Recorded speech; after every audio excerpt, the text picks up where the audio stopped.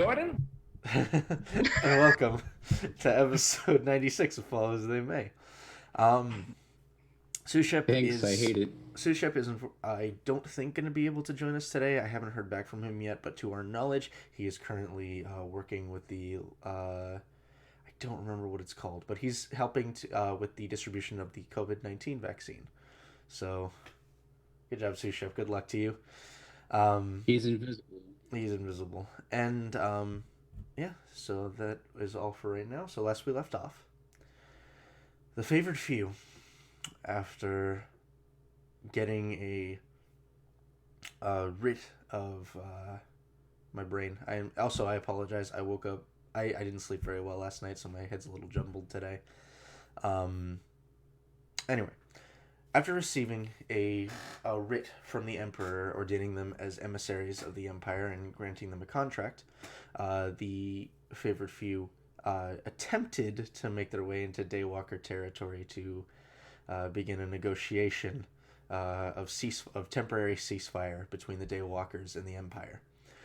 Unfortunately, some incidents happened, and some very unfortunate rolls of the dice later left the favored few in the soured presence of Galvarax, who requested that, well, requested, but more was forcing them to leave, as he no longer trusted them to act as emissaries on behalf as emissaries and meet with the emperor. He did, however, because they were still in some debt to them for their deeds in Swindon, agreed that he would take the contract as drafted by the emperor and present the case to the emperor himself, or to the overlord himself.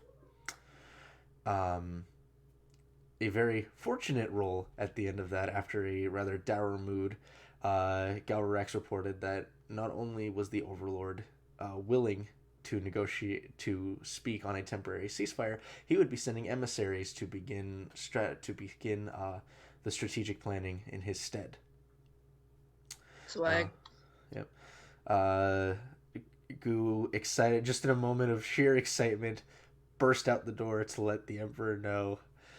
Um, and they were summoned a little bit later into the meeting room, where the emissaries presented the emperor with a modified sending stone so he could speak to the overlord, where they could begin further plans beyond just their own war room, leaving the current council, the favored few, and the three emissaries to at least begin the process of figuring out the steps in order to launch this assault on Lord Tremor.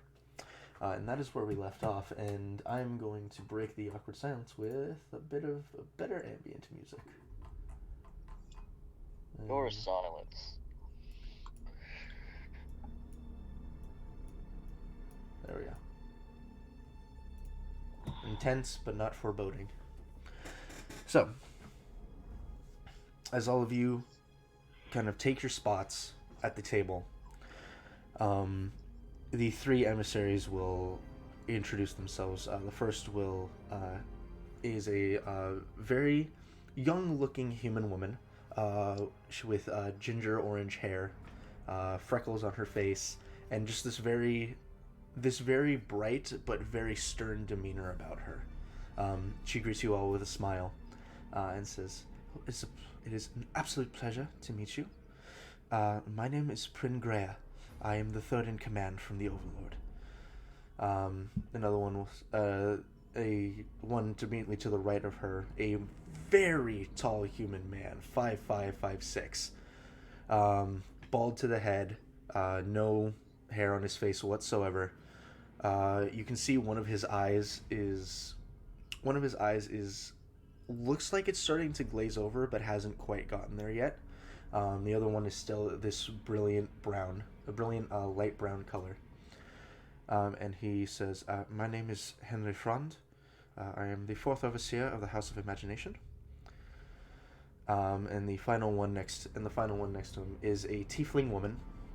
Her horns kind of come a bit off to the side, and then spike immediately upward. The skin is a dullish gray color, Still with tinges of red here and there, but the predominant feature is just this very, very dull gray. Her eyes are almost glowing a bit more than you'd expect from a tiefling. There is this constant, slight shimmer they give off, this very beautiful yellow. And she as well greets you with a warm smile and says, and my name is Galania Veston. I am the Mage Exemplar from the Sanctus Arcanum. Well, happy to have all you here. And it is our pleasure to be here. We were most excited when we heard about these negotiations, and we are even more privileged to be sitting here amongst all of you. And they will all take their seats at the opposite all of you at the table. At which point, sorry about that. I still haven't cleared my throat this morning. Look, man, there's certain things that have to be taken care of on the daily, and clearing my throat is one of those, and I didn't do that before the stream, so if I mute myself and I start doing stuff, don't worry about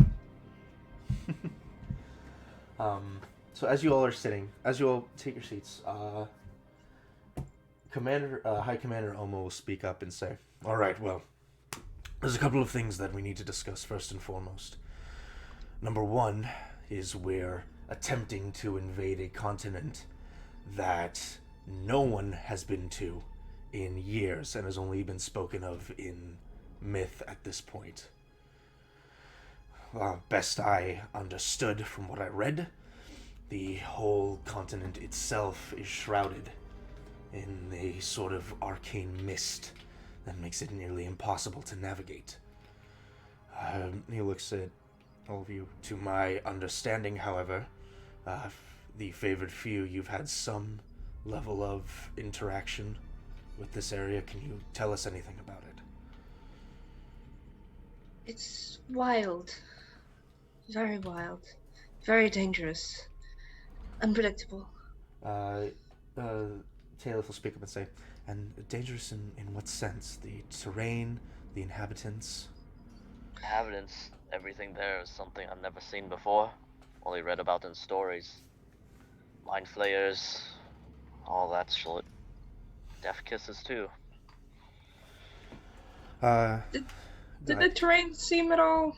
The terrain was not. It was definitely not hospitable. It was a lot of.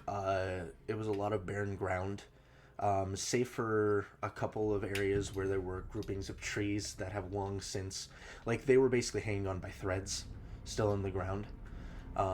There were, as you recall, there were the pools of water that had their weird glow to them. You guys didn't get a great. You guys didn't have a great time there to really get a feel for the land, but it was very jagged. It was a lot of dirt, and it was definitely incredibly inhospitable. There were signs that it could be regrown, rebuilt, but overall, almost like a desert. The Prin will speak up and say, well, the desert is not exactly the worst sort of battlefield, but if it leaves us in the open, then that could be very, very, very troublesome.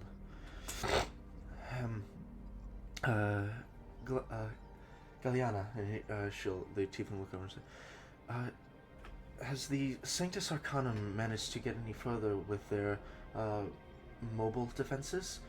And she'll say, I believe we're making some advancements, yes, but there's certain areas of the construction that are proving a bit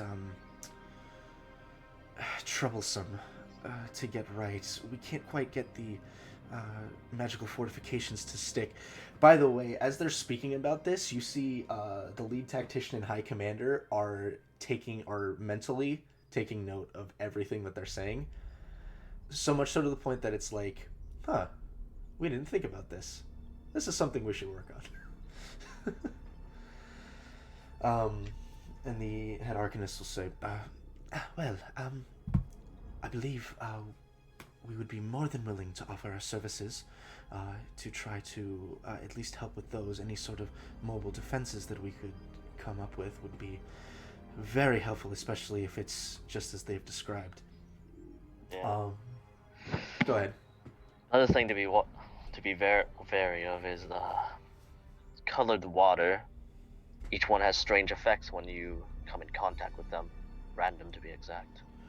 Yeah, the lead tactician at this point has a notepad out, and is currently like documenting everything. You see Talith as well, though not really pen and paper. She has a sheet of paper out, and she kind of just moves her hand a bit gingerly, and you see that there's a quill that just kind of moves through the air as she's kind of just writing everything down.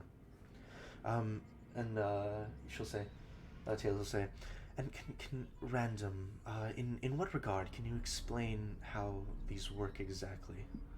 I remember exactly, because I think I recall, I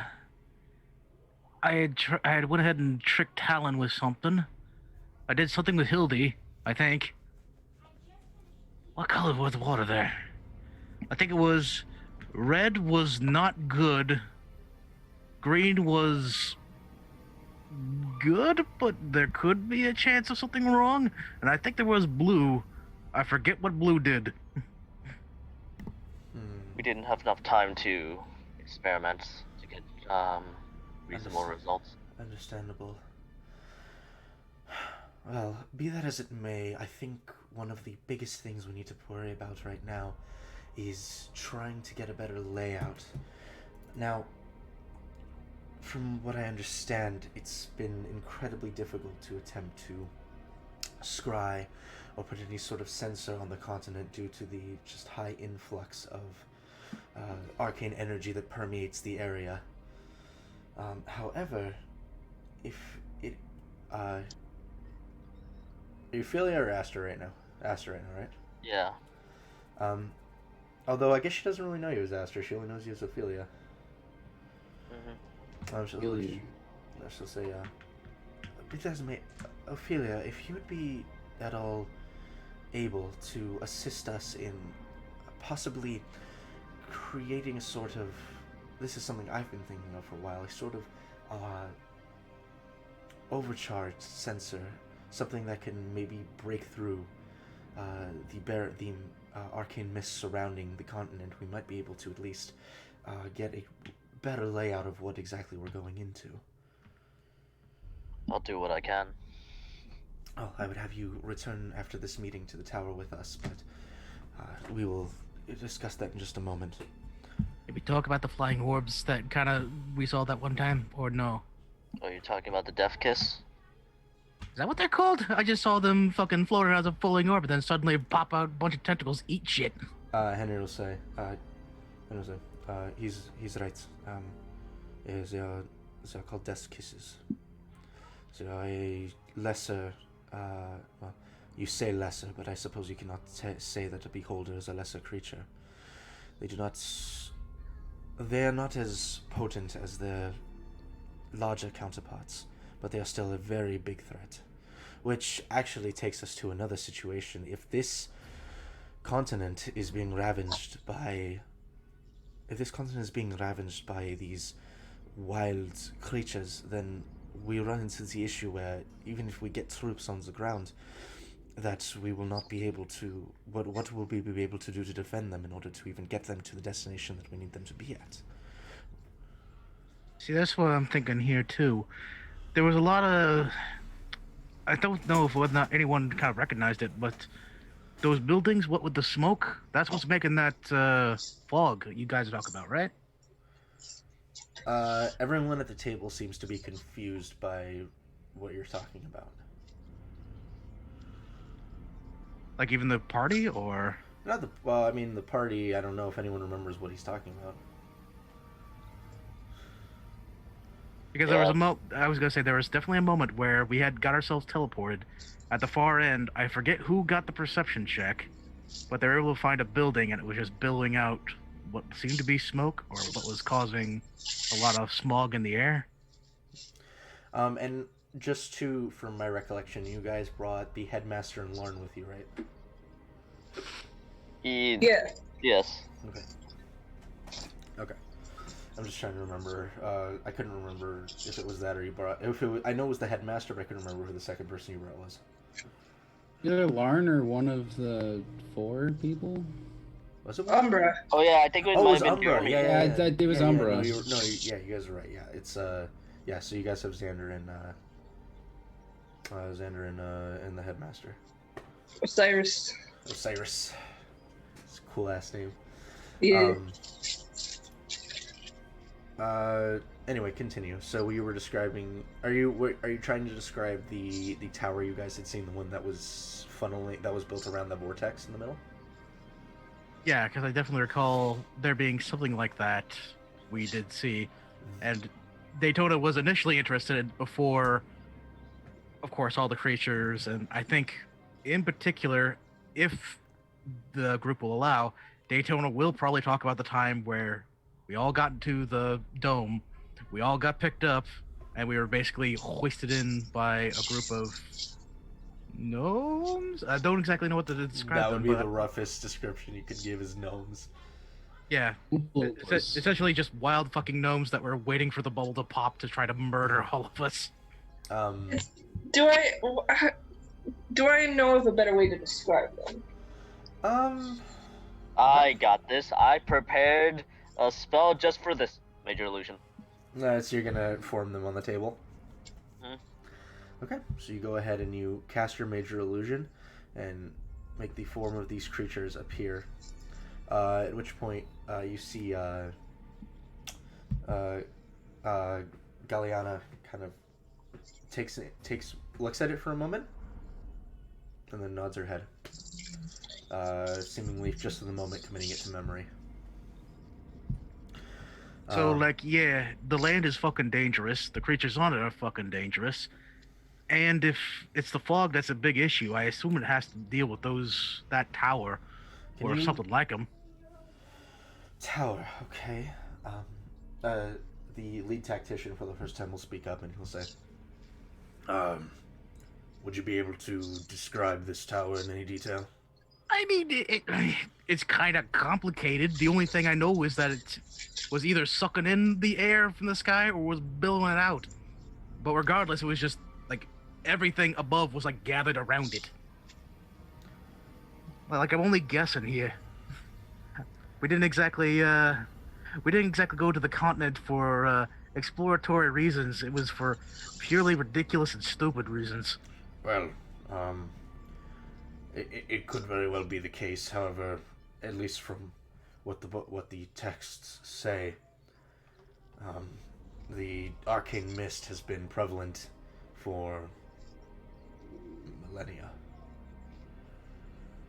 So it is possible that Tremor might be doing something to amplify it, but beyond that, I don't see any sort of reason why the mist would have not been there in the first place.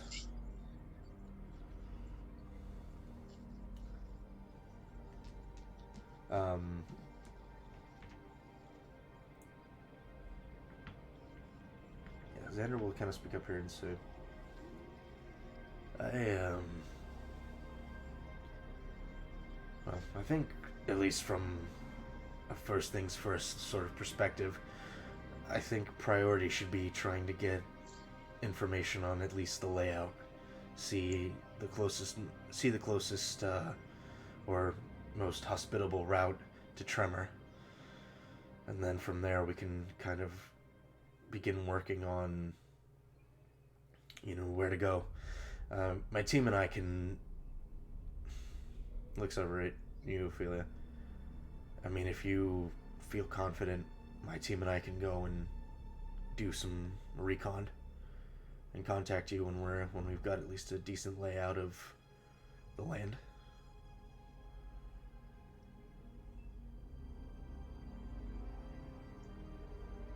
He's asking you, Ophelia, since you're the one in the group that can cast teleport.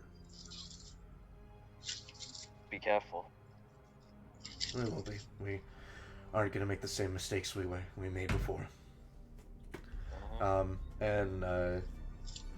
You see, Eager. Oh my god. I gotta give you some credit there. Not many would be so eager to volunteer for scouting out unknown territories, and Zen will just say, we're used to it, and we have a bigger stake in this than I think you realize. Oma kind of just gives a moment of like confused look, but then just kind of a smile and nod.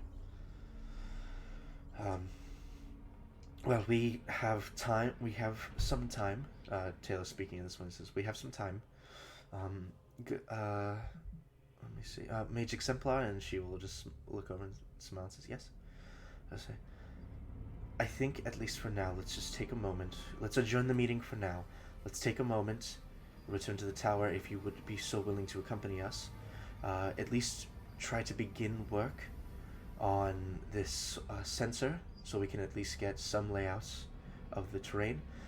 In the meantime, Oma and Dero, perhaps you two can work with, I'm so sorry, what was your name again? And I say, oh, Xander, we've only met once. No offense taken. Xander. Perhaps you two can work with Xander and at least prep him and his team for an easier time while in the terrain. He'll look at you, Goo. She'll look at you, Goo, and she'll say, You're pretty flighty. I'd feel more comfortable having someone who's been there before with them. Would you be opposed to accompanying them?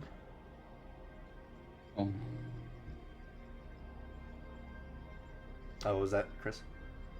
I said not at all. I don't know if my mic's just not. Yeah, it just buzzed out. Yeah. All right. She'll look over at you. She'll look at you, Daytona, and as she goes to, and she'll speak for a moment and say, Daytona, if I recall correctly, your family was you were in stable care, correct? Horses and the like? Right. We did a lot of work with the Daywalkers, trying to provide them with the strongest horses we could possibly give. Oma will speak at this point and say, I think I know what she's getting at. Well, we're going to need most of our horses are trained, but some of them still have a fear of water-based travel. Do you think you'd be willing to assist us in conditioning them? Well, I mean, I can give it a shot. I'm not entirely sure whether or not you have everything that we kind of need for doing this. We have plenty. Don't worry about that. We'll supply everything, just perhaps your expertise in the matter could assist us in pushing this a bit further. I'll do my damnedest. And the lead tactician will look over at you, Ezra, and she'll say, and we do have a very big need for experience, not only clerics, but someone who is at least knowledgeable in the history of the area, to inform some of our lesser healers. Do you think you'd be willing to at least teach them and show them a few things? Of course, they're not of the same deity as you, but any sort of skill and any sort of expertise would be helpful. I'm sure we can work it out. And at which point, Taylor will say, all right, well, let's, and then, Prin will say, if it's all the same, High Commander, do you mind if, I accompany you on your endeavors? I believe we have a bit more to discuss, outside of the meeting room in terms of, we'll speak on it outside the meeting. And Oma will kind of cock an eye for a moment. He'll say, very well. I have no objections. And he'll look over at Darrow, and he'll just kind of shake his head, not having any objections of his own. Henry will say, and I will accompany the mages as well, if I may, High Arcanist. And she will smile and my fields of expertise are more on the mechanical, but I feel like I could be of use for means of the arcane persuasion as well. They'll all nod, and they'll say, "All right," and he'll say, "All right. So for right now, let's try to meet back here by day's end, and we'll go into further discussion of a more direct plan of assault." And all of them will nod in agreement, stand up, and everyone at least currently at the table, from the council and the representatives, seem a bit on edge. But all of them kind of take their leave, and you are all free to accompany whoever you shall. So this little part here, as you guys are kind of assisting them, this is going to actually be some skill checks that I'm going to need done for the day. So, a different mage will be provided, Ophelia, as you're going to be assisting with the creation of a stronger sensor, of a stronger spell-like sensor to be in surveys. So for Goo, so let's just roll a d20. Everyone roll a d20. We'll see who we start with. Me. 5? 3. Number 9. 3, 9, Goo. I waited for the day. Natural 20. Okay. So as you guys break off into your groups, you and Xander and the headmaster return to the house. Some quick discussions. The Xander will say, "All right, well, get yourselves ready. We're going scouting." And you will hear Nadia kind of chuckle. She'll say, "Really, you're sending us off on a scouting mission?" And he says, "Are you surprised?" "Not in the least bit." "And Gu, Morton, you're going to be accompanying us?" Something like that, yeah. You're quick on your feet, but you're quiet, yes? That could be loud. I think It just depends. I think silence would be the best factor here. Yeah, me too. And they'll kind of take to their own, quickly kind of gear up, masks on and everything, as you all are teleported with no issue. Hell yeah. So as you guys are flung through at high speeds and find yourselves on the continent, very disturbing for you, Goob, having been here before and just knowing what this place entails. Go ahead and make a stealth check for me. Or sorry, make a survival check first and then a stealth check.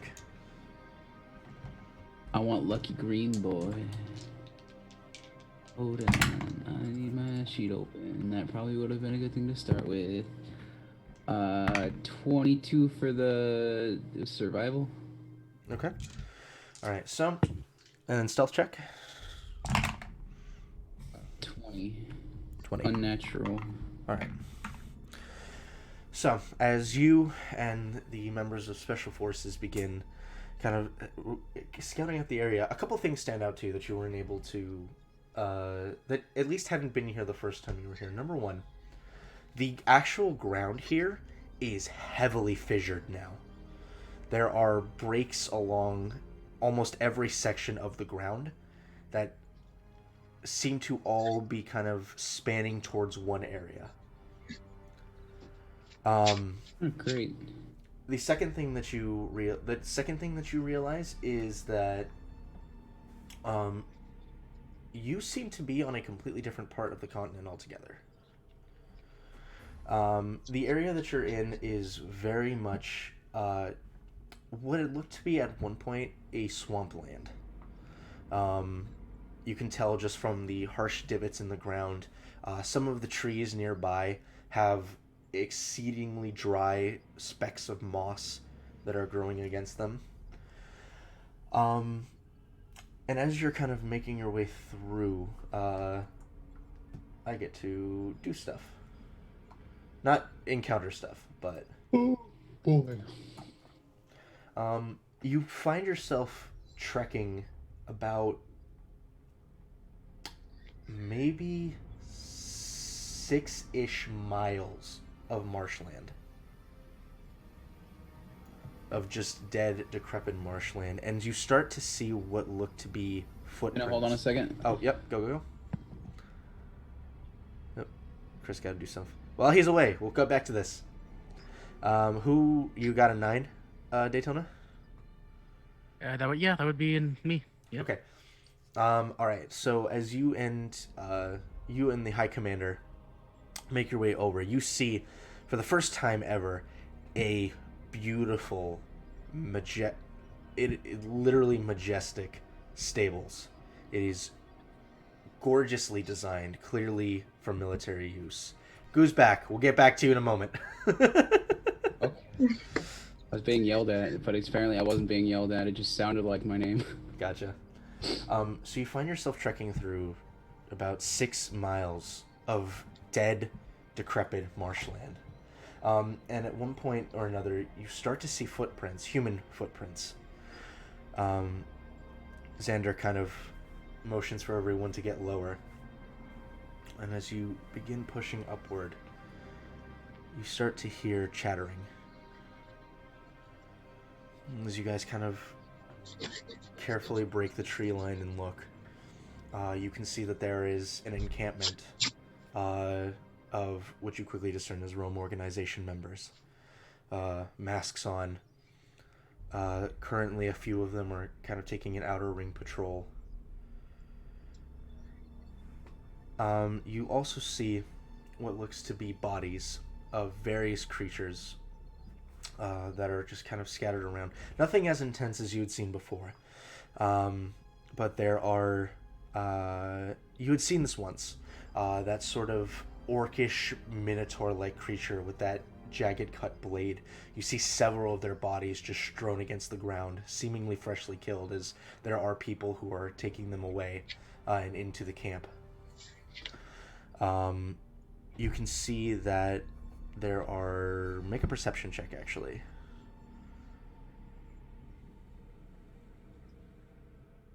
That's good. 25. 25, okay. So, you can see that there are these better dressed Rome members in much finer leathers that have these much larger firearms with muzzles that kind of extend almost into the ground. You can see that they're currently kind of at different positions, kind of one part of the mask into a scope on the top of them, and just kind of looking out. And Xander will say, "Oh, Oh, he'll see them too. Yeah," and he'll say, "That's new. We didn't. Where did he get those?" And he'll kind of, and you'll see he'll look over at Matthew, who nods, and is currently like in the process of writing something down. Oh, this could be an issue. God damn it. All right, let's keep moving. Just try to stay down. Make another stealth check for me, good. Come on, Blackie. That's not great, Blackie. Oh, what'd you roll? 17. 17? I have a plus 11. So it's on the low end. Okay. So as you begin kind of pushing your way around the encampment and back a bit of the ways through the marshland, you very clearly get an image of that large tower, much closer. Still a good distance, but much closer than where you were here before. And you see that large arcane funnel being pulled into it. Luckily managing to avoid detection, I rolled low. I need you to go ahead and make me a... Do I know roughly which side we came from last time? Survival check.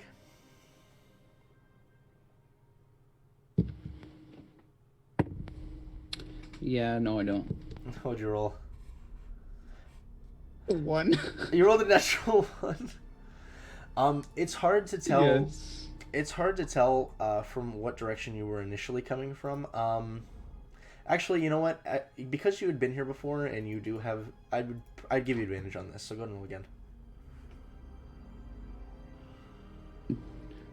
Let's go again. Let's go again.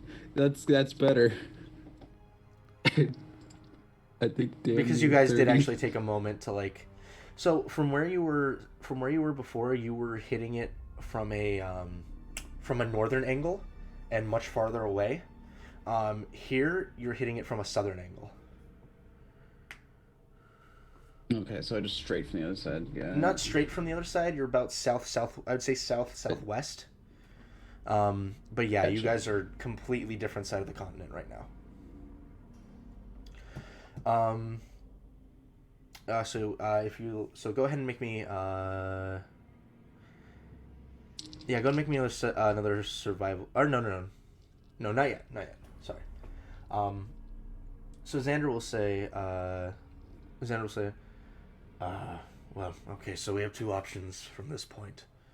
And he'll kind of get the group in a circle and he'll say, we have two options from this point. We either continue on and make our way towards the tower to figure out fortifications, or we stay towards what I'm assuming to be the more outskirts of the continent to see if we can locate any sort of safe landing zone when they eventually send fleets.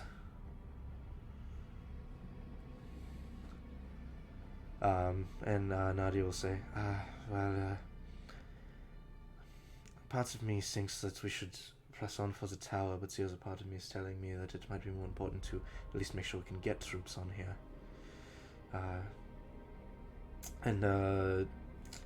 Jeremy will say, I don't know. I think our priority should be Tremor. I mean, we don't know what kind of things he's keeping to himself, and the longer we stay here, the more risk we run of being caught. And then they'll kind of look over at Yuko. Any thoughts?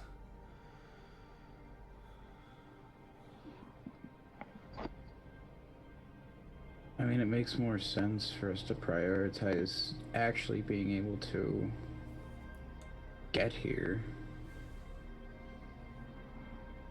We don't have the people. There's no point in even trying. But I Then stuff. I'll look over at Nadia and he'll say, I guess you'll be the deciding vote on this one. That she'll say. Flip a coin. Yeah. She'll say, no, Martin is right. We should prioritize getting troops here before anything else. I'll nod. And then go ahead and make me another survival stealth check.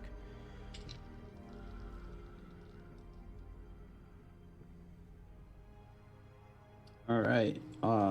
The stealth is a whopping 29, and the survival is a bitchin' 21. Okay. A bitchin' 21. Yeah. So you guys managed to push on for quite a while. As you kind of pull back, you do find that you are very close to the coastline of the actual continent, and moving around, you begin to realize just to an even bigger extent how inhospitable this is.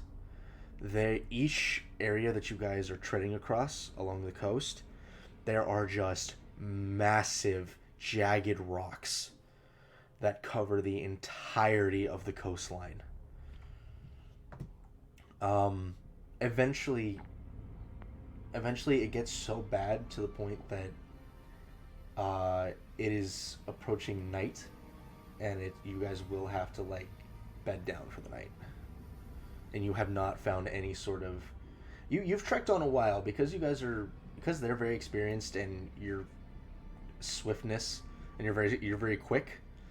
You guys managed to get about, I would say, another, probably because you guys would be doing this a bit expedited, about another 45 miles before you have to, before it's like you guys are exhausted, you need to bed down and make camp. So we'll pick you guys up in a moment. We'll go over to Daytona next, so that way you have some interaction. So again, Daytona, as you are approaching these magnificently built stables, you hear the wheeze and whinnies of different horses. You even hear what sounds like some of them that are out running around. It's very reminiscent of the farm for you. And as you come in, you will see that there are soldiers that are currently in the process of cleaning off the horses, tending to their needs, as you're kind of brought through. Prin kind of looks around, and she seems very interested and very very excited to be here in the moment.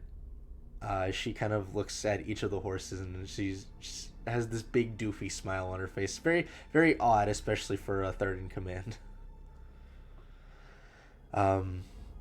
The High Commander will say, "All right, well, I'll bring you over to the ones we're having some issues with, and as you're kind of taking, it's a good walk. It's a good walk. This is a very wide stable. And eventually you're brought to a group of about 13 or 14 steeds. They look normal. They're very well trained. They stand next to their riders without moving. And as you approach, the High Commander will kind of give a salute to the soldiers and wave them off as they all leave. A couple of them stay in the close proximity just in case something goes wrong. I said, "Well, these are the more troublesome bunch." Mm-hmm. And he looks, as you kind of like glance over, you can see that there is a small reservoir of water, sizable but small, and he'll say, "And I'll show you how. I'll show you the issue." And he'll take one of them by the reins and walk them over. And as he brings them over to the reservoir, it's deep enough that they could kind of like stand in if they wanted to. And as he brings them over to the water, the horse immediately begins fighting him, like not even wanting to touch the water. You're the reason why you can't lead a horse to water. All right. And so as he like tugs against it, almost strong, so like he's able to like force the horse to drag, but it's very clear the horse doesn't want to go anywhere near the water. And he'll like kind of let it go, and it'll like kind of run a few paces away from the water. Mm-hmm. You think there's anything you could do to condition them? Well, sure, but more to the point, I'm very curious. Have these horses been familiar with their riders for long, or are they just fresh? No, quite long, actually. These have been in service to us for the better part of 3 years now. Interesting. There hasn't been anything weird, or perhaps something that may have spooked them before, involving water before coming here? There was an incident. We had attempted to. It was standard. We attempted to just get them accustomed to seafaring travel on the chance that we'd need to take them to other locations. The ship unfortunately sprung a leak, and we had to evacuate in the middle of the ocean. And I guarantee you that is exactly what set them off, but of course we can't just leave them here. And we're pressed for steeds as it is, so we have to try to get them to well, they would have behaved on land. We have that. Alright, well, let's try and see if we can't make some magic here. Alright, go ahead and make an animal handling check for me, Daytona. Okay. This is when Daytona's like, I'm not trained in that. Oh no! I believe Yeah. it's plus 12. Yeah. I rolled a 3, so that'll be 15. 15. Okay. Fair enough. As you have, these are new horses. They're older horses. They're definitely a bit beyond the point where you would be doing this sort of teaching. And as you're taking time, 15 still isn't bad. As you're kind of trying to get them close to the water, you get them about maybe 5 paces from the water before they begin fighting you. And it gets to the point that you're like kind of trying to tug on the reins and you're getting dragged back by these horses. And it's like you're going to each one. You have some soldiers that are trying to help you, but they're not responsive to your coaxing. They're not responsive to any sort of... as you even try to kind of like bring some water in your hands over to them, they also like back away from you. Like these are some traumatized boys. Yeah, this is really gonna be running a little bit deep. Okay. Well, there's only one other way that I can think about trying to handle this. Don't mind the sounds that are gonna come out of my voice when I'm gonna cast Speak with Animals. Okay. Go ahead. So as you kind of speak with animals, and I will say just for the sake of brevity, so you don't have to go and talk to 14 different horses. Mm-hmm. I'll say as you speak to them and you kind of try to get an understanding of where all this comes from, a lot of them seem to be of the belief that water they are trying blah blah blah blah blah blah blah. Water trying to be put on their body means that they will die. Mm-hmm. They don't seem to have, like, as you kind of talk to them, like, do you have any issues with drinking water, something like that. They don't seem to have any issues drinking the water. It's when anyone tries to put water on their bodies that they have issues with. And even being near the water, because trying to stand in water that they know they're not going to be drinking means that they are scared and they think they are going to die. Do you think that I would die if I were to do that? One of them will say, "No, you're human. Humans don't die in water." I mean, you're plenty strong. You're a lot tougher than a regular human, I'll assure you of that. I mean, you in particular, you're a troublesome sort. I knew exactly what was going to happen the moment I grabbed hold of that rein and tried to get you there. And you just tried to yank my arm out of my socket, and I appreciate you. I do. You're an asshole. Yeah. So we'll say you'll spend the rest of the day kind of using your speak with animals and trying to kind of get the horses to a point where they can trust you. Go ahead and make another animal handling check for me. Mm-hmm. That's better. That's going to be a 12 with a 12 for 24. 24. So over the course of the day, you do manage to... I'll say you managed to get a couple of them to at least be more friendly to you. But that's the farthest you get in today's endeavors. Ophelia. Mm-hmm. As you were brought into the Mage's Tower, Taylor, the Hierarchanist, kind of immediately leads you alongside Galliana to a much bigger chamber where you can see that there are already a group of mages who are kind of patiently waiting for arrival. Taylor will say, "All right, so this is the team that is going to be assisting us with this endeavor. Now, I must ask, have you ever used such magic before to place down sensors?" Not really. Understandable. Not understandable. There's not a huge need for it, at least not in these days. Let's see. All right. So what I would need you to do for me, Ophelia, is I need you to concentrate as best you can on Zythan. We're going to use that imagery to sort of enhance the projection from the sensor, and potentially we can use that to at least get us a clearer picture. And she'll kind of call out to a few of the mages. They'll kind of begin kind of muttering incantations.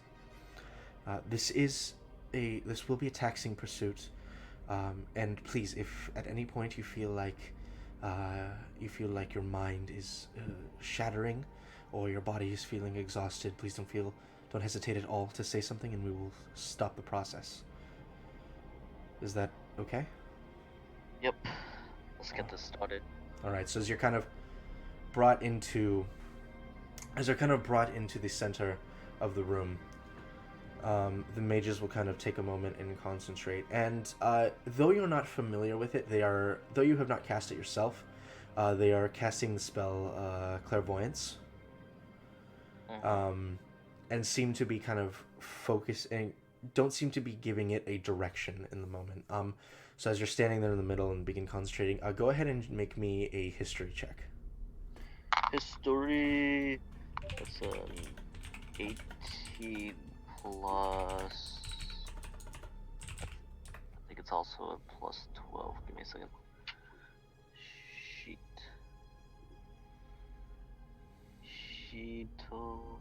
Yeah, it's a plus 12 for a 30. 30? Okay. So as you take a breath and begin concentrating, you see the images of Zythan begin coming forth in your mind. At which point, the mages kind of concentrate their energies towards you. And it is an incredibly odd sensation as you feel the influence of 9 mages kind of pressing against the imagery in your mind. It is incredibly difficult for your brain to make heads or tails of what's going on in the moment. Go ahead and make me a wisdom saving throw. Okay.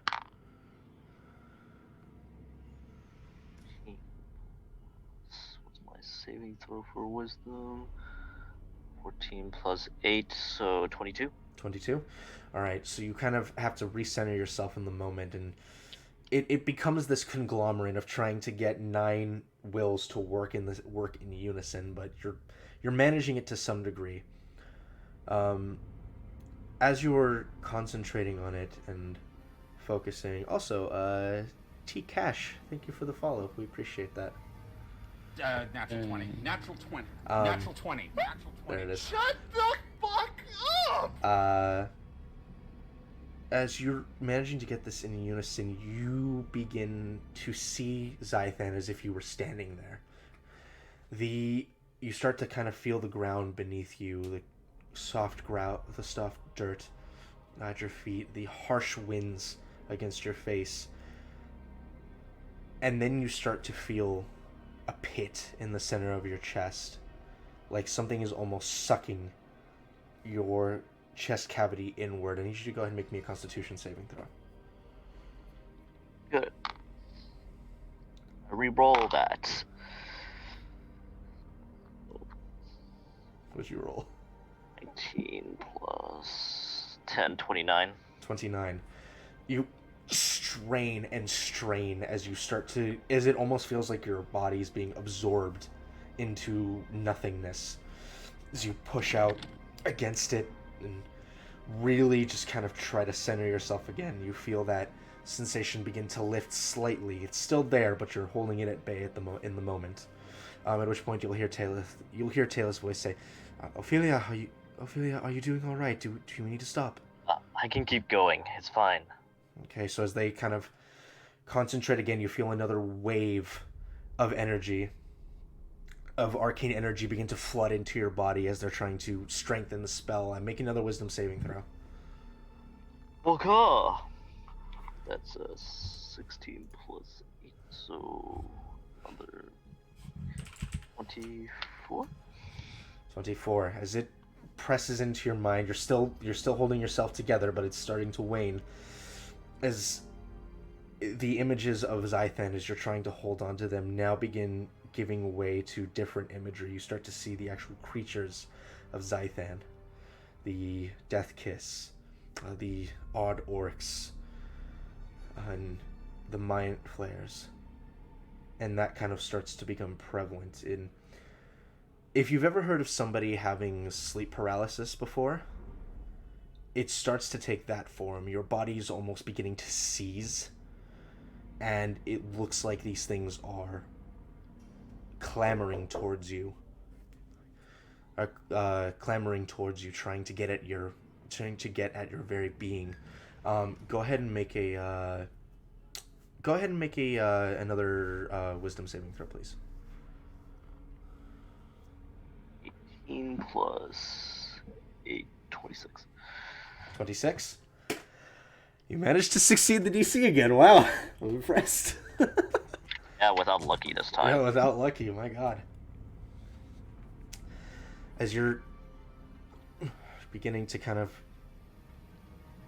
give in to the sensation, you take one more final breath. And as you relax your mind, the images begin to fade away. Once again, you're able to refocus. And as you're focusing, you're starting to watch as there is this small mote of energy that is beginning to form in front of you.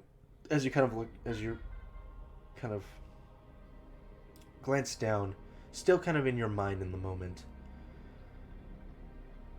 you see what looks to be, because you are very familiar with it, with how scrying works, it is a small sensor that is beginning to kind of appear in your hands. And you're in your mind like, okay, good, this is good, we're making progress. And once again you start to feel your body beginning to collapse again, this time in an even greater sense. I need you to make another Constitution saving throw. Gonna use one of my portents, 17 plus 10, so 27. 27, okay. Wow, you actually might be able to complete this in a day. You are beating the DC over and over and over again. Yeah, I don't have any more good portents for today. It's a power of Portent and Lucky. Power of Portent and Lucky. As you're concentrating, you feel your physical body beginning to kind of collapse in the moment as you're starting to fall to the ground. Taylor says, Ophelia, are you okay? As you're kind of straining against it, you do manage to get yourself back on your feet. She'll say, all right, this is going much better than I expected. Okay, we're going to make one final push. Brace yourself. As they kind of concentrate again, you feel an even greater push of arcane energy into your body. Make one more wisdom saving throw. Do I take the risks with Lucky, or do I fucking go with the portents? Wisdom, right? It's wisdom saving throw, yes. Okay, 15 plus 8, 23. 23. That is not enough to succeed the DC. Okay. So as that final blast of energy comes in, you feel as if your entire reality around you just shatters. You lose the imagery, and everything goes dark in your mind. As you kind of, as your eyes kind of shoot open, you feel blood beginning to come out of your nose and ear, kind of going down your face. It's up to you if you want to tell them, if you want to say anything.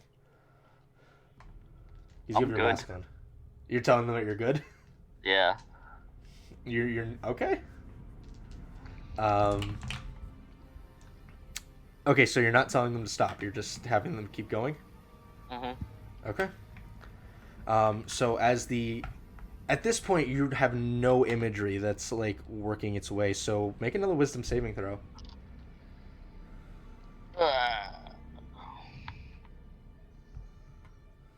16. Not bad. 16 plus 8. So 24. 24. Your vision is going incredibly fuzzy. Like it's starting to go to like a pinpoint of your vision. Like the room around you is just fading more and more and more and more. Are you saying anything? I'm just gonna say stop it for now. As they release, you immediately hit the ground. Like, and your vision is still that singular point in space. Talith will you'll hear footsteps kind of quickly running up to you. As Talith will kind of lean down, you feel her hand on your shoulder and say, are you all right? And you'll feel the mask beginning to lift up from your face. She's, Fine. I'm fine. as she lifts, she'll go, "Oh dear gods. Get her to a room immediately." And you'll feel people beginning to pick you up and taking you out of the room. And we'll figure out what happened to you later. Oh.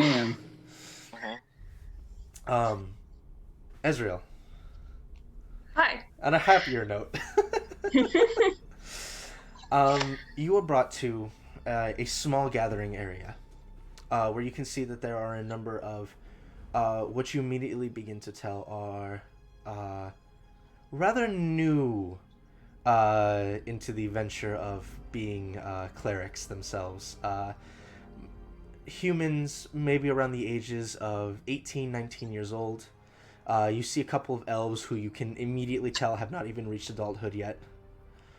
You see the odd tiefling here and there, a gnome, and a half-orc who seems to have this very, very beautiful bandolier of flowers around his head. Aw. Alright. What are the ratio of... Are there any just medics here? Is there a ratio of clerics versus medics? You do see that there are medics, just people with training, but they're being trained in a different section with another group. These specifically seem to be clerics in training, people of holy affinity that are able to use magic, and those that are unable to use magic have been taken aside. And there's a large group of them that are being trained, and you assume that there's many more. But right now they're just in the corner, getting their own practice in. But as you approach, Darrow will say, these are the newest recruits. He'll say, of course, and as you kind of look at them, you can see that the greater amount here seem to be praying to Tempest, the god of war. A couple of them, very odd. You see one of them has the symbol of, the name is eluding me right now. I'm gonna look this up really quick because the name is eluding me. The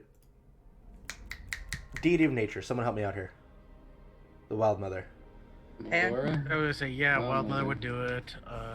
No, that's what I'm asking. Laurel. That's what I'm asking. Like, what's the actual name of the god? Like, the name is Melora. eluding me right now. Melora. Melora. Yes. I said it 5 times. I hate this mic. I did not hear you, Chris. I'm sorry. Why the mic so sloppy? Yeah, so a couple of them seem to be worshipping Melora. One among them is the orc. And there are 2 others next to him who also seem to be of the same persuasion. You see one of them has a holy symbol to Ogma. So, Ooh. the deity that your deity serves. Cool. Technically, he outranks me. Technically, he outranks you. But the greater persuasion here seems to be that of Tempest. Okay, so just Tempest, Melora, and Agma? Yeah. Okay. Doesn't seem to be a very wide selection of gods here. There's no bouquet of gods. Convenient. Do I know offhand what items are associated with them, like metals, fruits, objects, incense, Make a gemstones? religion check. Alright. Pull up my character sheet. If you were Ezreal and you started worshipping Ogma as well as Daenerys, would Daenerys get mad? Daenerys would probably understand. He's like, that's my boss, I can't really tell you not to. That is... With multiple gods. 29? 29, okay. So, Melora, you know that her presence is... She is everywhere. Like, there's not really anything specific to her. She's very much in the fruits that you grow, the flowers that bloom, the trees that grow. She's in everything. So for them, it's more or less just getting in tune with the world around them. Okay. Ogma, being someone of the knowledge domain yourself, you know that Ogma very much is in the pursuit of knowledge. Holy symbols to him, which are typically scrolls, which you can see prominently around the neck of one of the of the one worshiper. And his sacred items, I suppose, would just be tomes, scrolls, things that bring about, the want and pursuit of knowledge. Tempest is the god of Tempest is the god of war and battle. Funnily enough, was also the god that Valak was worshipping. All right. For Tempest, it is battle. It is combat. If you had to place objects that are probably sacred to him, a sword or shield or something like that. If you want his specific weapon, I believe his specific weapon of choice is I think it's just a sword. I'm just double checking Wiki real quick. Yeah, it's just a sword. It's the limbs of his enemies. A sword would be his sacred item. Okay. How many altogether are around? Roughly, in this pod, you're looking at about 23. With the greater majority being Tempest. Although all of them are dressed as acolytes, basically, and each of them do have their holy symbol around their necks or emblazoned into their outfits. Okay. And what supplies are around? Like, for rituals, do we have candles? There are candles. There's incense. There are things here that you would find in your temple. Things that would be used for worship, or at least things to focus on. All right, cool. So as you kind of sit down with them and begin kind of talking them through, it's very hard to, especially as someone who isn't super used to being the center of attention, having 23 sets of eyes on you and kind of grabbing on to your every word. Go ahead and make me a religion check.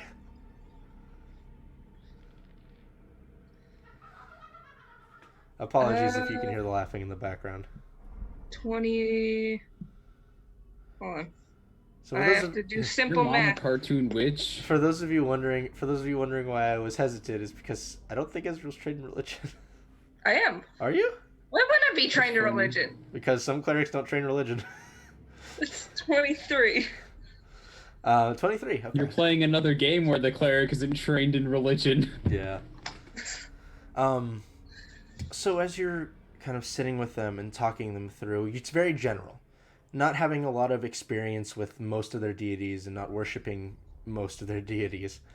It is very much a conversation of taking them through the small ways of getting closer to their gods, at least in how the general way is through prayer, through ritual. And because you rolled that 20 on your religion check, you're able to kind of take them through the steps of, this is how typically you would worship, or typically how your god would see you in a better light. It takes you a while, but you begin kind of, it's almost like you're acting as camp counselor, and you're like, all right guys, group activity, we're gonna set up prayer circles. Jesus. You begin kind of taking them through the steps of conducting their own rituals and prayers. And go ahead and make me straight wisdom check. The DC's not too high, but straight wisdom.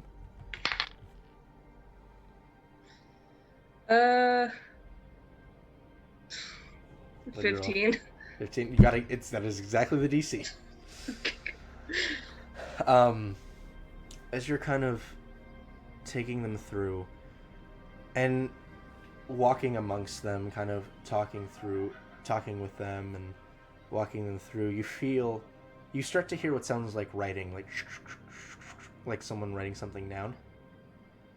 All right. And it's very prominent, like just kind of omnipresent in your ears. And as you kind of take a glance back, you see figure you presume nobody else in the area sees a translucent figure of an elven man with long hair and glasses on, kind of standing behind you and writing behind you. Looks up at you. He looks at you as you kind of meet his gaze. He smiles and goes back to writing. But you spend the better part of the day, and with just this feeling behind you, this very happy, warm feeling behind you, as you continue conducting these acolytes through their prayers, and something that, for you, something you hadn't really seen before, this sort of immediate connection amongst a lot of them. As you watch as they are kind of eyes closed in prayer, some of these circles, the incense and ritualistic items they have begin to kind of give off soft glows. To you, understanding that means an acknowledgement from their deities. Mm-hmm. And as the day kind of comes to an end, as you're kind of helping to clean up, you just kind of feel someone kind of grab onto your shoulder, and you just hear a voice in your mind that goes, "I could not be prouder." Cool. It'll release, and the hand will release. So that's basically the day for all you guys. Ophelia, oh boy. Oh boy. You were close, man. There were like 2 more checks you had to make. You were this close. Oof. Oh, you were real. I was like, David's not going to keep consistently making 25, is he? Okay, he's just going to keep consistently making 25. And then it's like, and then it's like, hope. Oh, yeah. I had to burn like 2 luckies. Mm-hmm. But as the next morning comes, go ahead and roll a d20. We'll see who we start with again on this day. Oh, I will say before I end the session, I'm going to tell everyone to bring something to sacrifice, something, not like any living things, but like something that they think would appeal to their god. Okay, sounds like great advice. So ongoing list. So did I get greater restoration while I got taken to the stretcher? You absolutely did. So we'll get to you in a moment. Okay, so would you roll, Chris? 1. What'd you roll, Luke? 2. What'd you roll? 5. What'd you roll, David? 9. You guys are rolling low. My God, thank God this is just for determining order. I did the polar opposite. Oh yeah. By the way, I throw Ezreal another big diamond. Oh, Ezreal's not with you. You were in the tower for the night. You're in a fucking hospital. Yeah, you were basically in an infirmary. Bring it to me later. You were basically in an infirmary. I'm in the ER again. So as you're as you manage to get some rest, as your whole body is exhausted, the next morning comes to you, and as you kind of open an eye,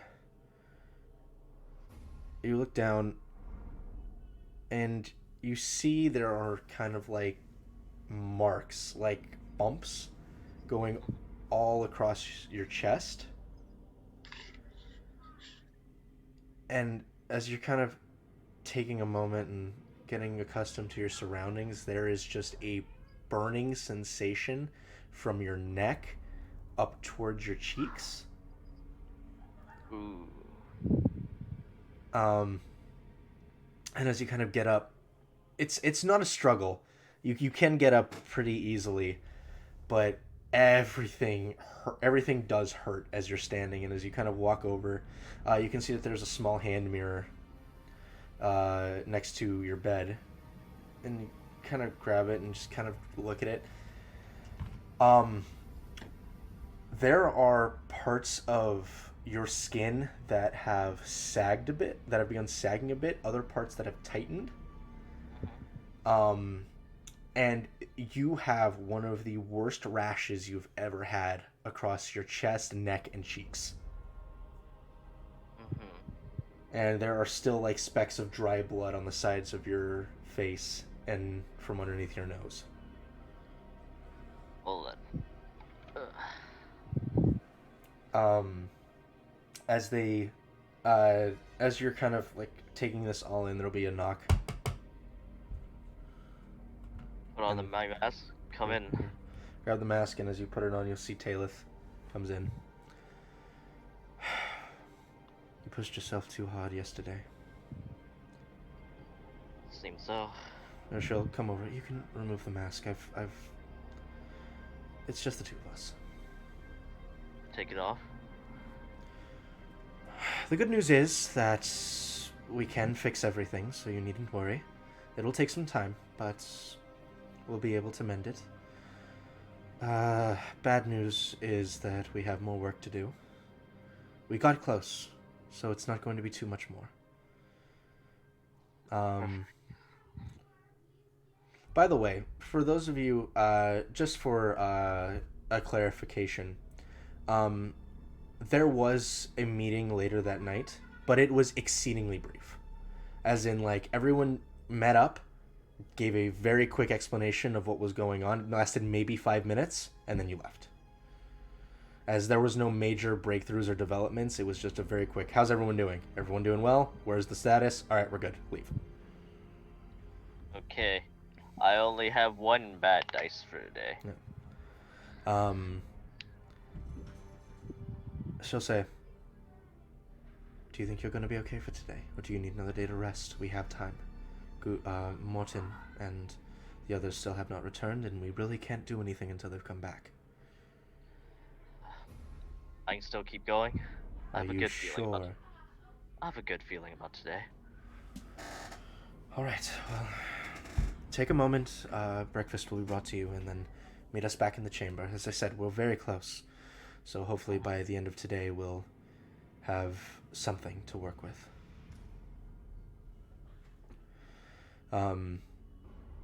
As you go ahead and as you kind of get redressed, breakfast is supplied to you. Your choice whether or not you want to eat. But you will reconvene with them back in the chambers. All of them kind of seem to give you like a nod of thanks and understanding in the moment. As you go back to the center, close your eyes and begin focusing again. Make a history check for me. Oh yeah, let's go. History check. Today is the day of 17s, my friends. So Eric, you want to know what my 2 portions of today is? 17. And 2. And yes. 2. So 17 plus what's my history? I think it's plus 12. Yeah, it's a plus 12, so 29. 29.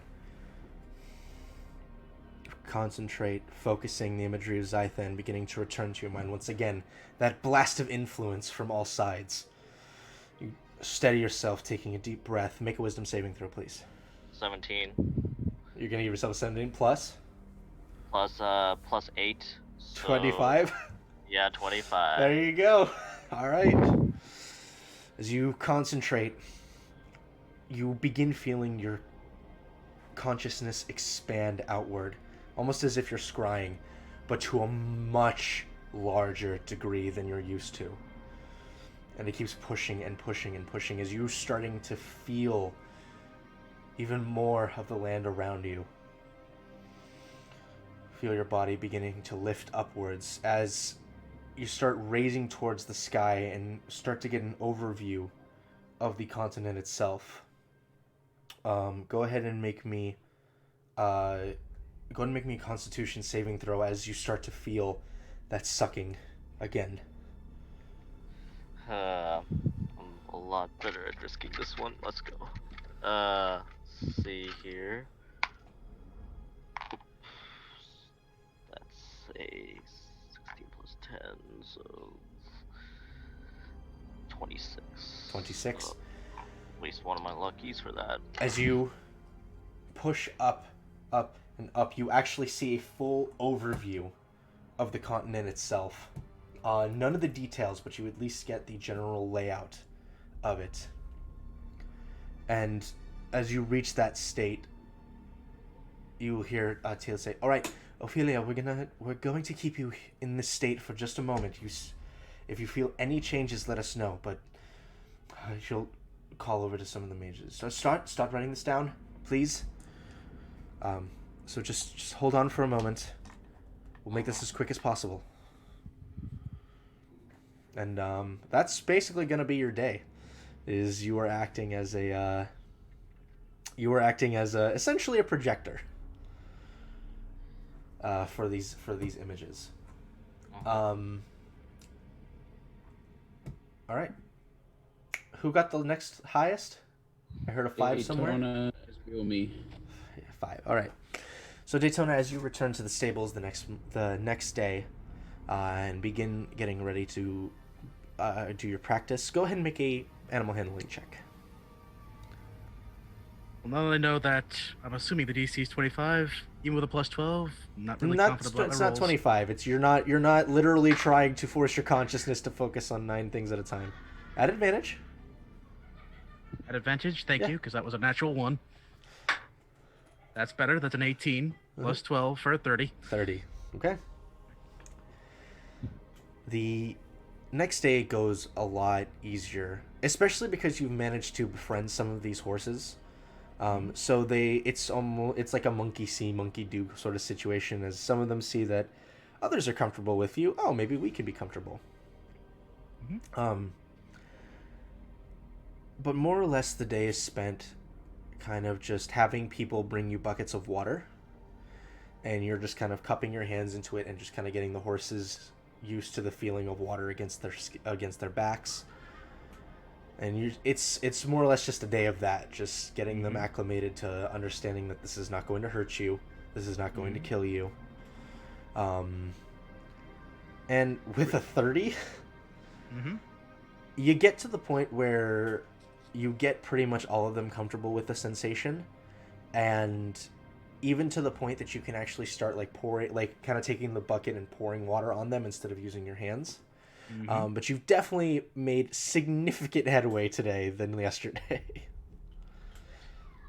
Good work, guys. Good work. Next time around, we're going to add a little bit of soap, and maybe we can actually get a bath on all you guys. How about that? They are pretty dirty. Ezreal, you were next, right? Okay. So the next day, as you come and meet with your enclave, not really, but we'll call you that. We'll call it that. My homies. Your homies, your peeps. You see each of them. Some of them have brought items that are more directly in line with their god, more ceremonious items. Some of them have brought items that are more of personal significance. They're, whether it be painting, like a painting of the family, or small toys. Things like that, like things that mean a bit more to them. That this can work, though it depends on the strength of the connection to the god. Right. And I did make it clear that this is a sacrifice, that they're getting rid of this. Yes. Okay. Which you question the painting from the family, whether his family was really into him learning the ways, or he may have probably stolen this. And just said he lost it. What is smoking in your room? Incense. Oh, you actually have incense. Getting into it. Getting into the. He's got really getting into character. Go ahead and make a religion check for me. All right.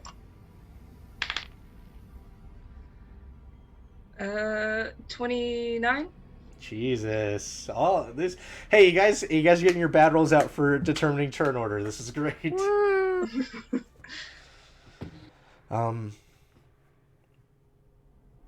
You sit with the groups, with the acolytes, and a lot of it is the same as yesterday, preparing rituals. And then you start taking them through the steps of sacrificing items to the gods, but not in a violent way, more of this is how I want to show my devotion.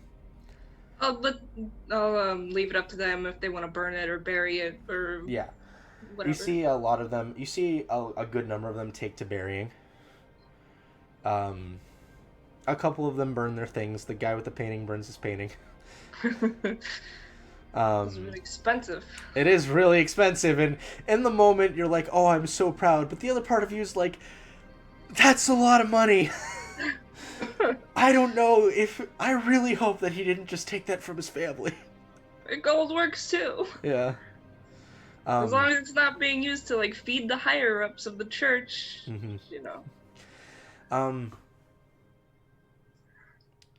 But as they're kind of taking moments and concentrating, give me 1 second here. Just fuck me, you guys are rolling really well. Except for David. David's had to burn quite a few portents. But he's there. No, you mean David had to do the thing that he was bred to do. Yeah, he made the character to do. Yeah, he had to do the thing. It's all gonna crash and burn eventually. Yep. Portents and luckies. Jordan, I want portents and luckies. As they kind I of... would like to have dice that aren't shit. As they're kind of focusing and concentrating, you feel a tangible shift in the air. Like breezes coming from different directions. That the acolytes don't seem to really catch on to at first. And as one of them kind of finishes burying one of these little toys, which you can see that it's this little clockwork frog. And it's definitely seen a lot of play. So you get the sense this is probably a toy he's had for maybe even since he was a child. That as he kind of buries it and kind of folds his hands in prayer, you feel that air shift again. And the young man kind of opens his eyes for a moment and stands up. Kind of takes a breath, kind of holds on and grabs onto his holy symbol. And as he kind of mutters a few words, you will watch as there is a shimmer around his body, and there will be an orb of this grayish gold energy that encircles his body. Quickly, a spell you recognize to be Shield of Faith. Ooh. And you see some of the other acolytes kind of open their eyes and look at him with wide-eyed, just like, what the hell? And as all of them begin kind of taking their holy symbols and concentrating, you see each of them seem to be capable of using this type of magic. Some of them start launching bolts of radiant energy towards the air. Yeah, because you rolled an above impossible DC twice, you essentially accelerated these acolytes to the status of we're now actually leveled characters. They're like, we can't do anything, and now they're like, pew pew, laser beams. Well, they could do something, but an acolyte is definitely not as strong as a cleric or as a priest. But yeah, Jesus Christ, back-to-back 29s. I wasn't expecting the back-to-back 29s. I was like, this is gonna take a minute. But as you're kind of looking at all of this and you see all these acolytes now seemingly having that deeper connection to their deities, your first thought is, oh, I'm so proud. The other thought is, why the hell did it take me 20 years to do this shit? Holy shit, I'm such a good teacher.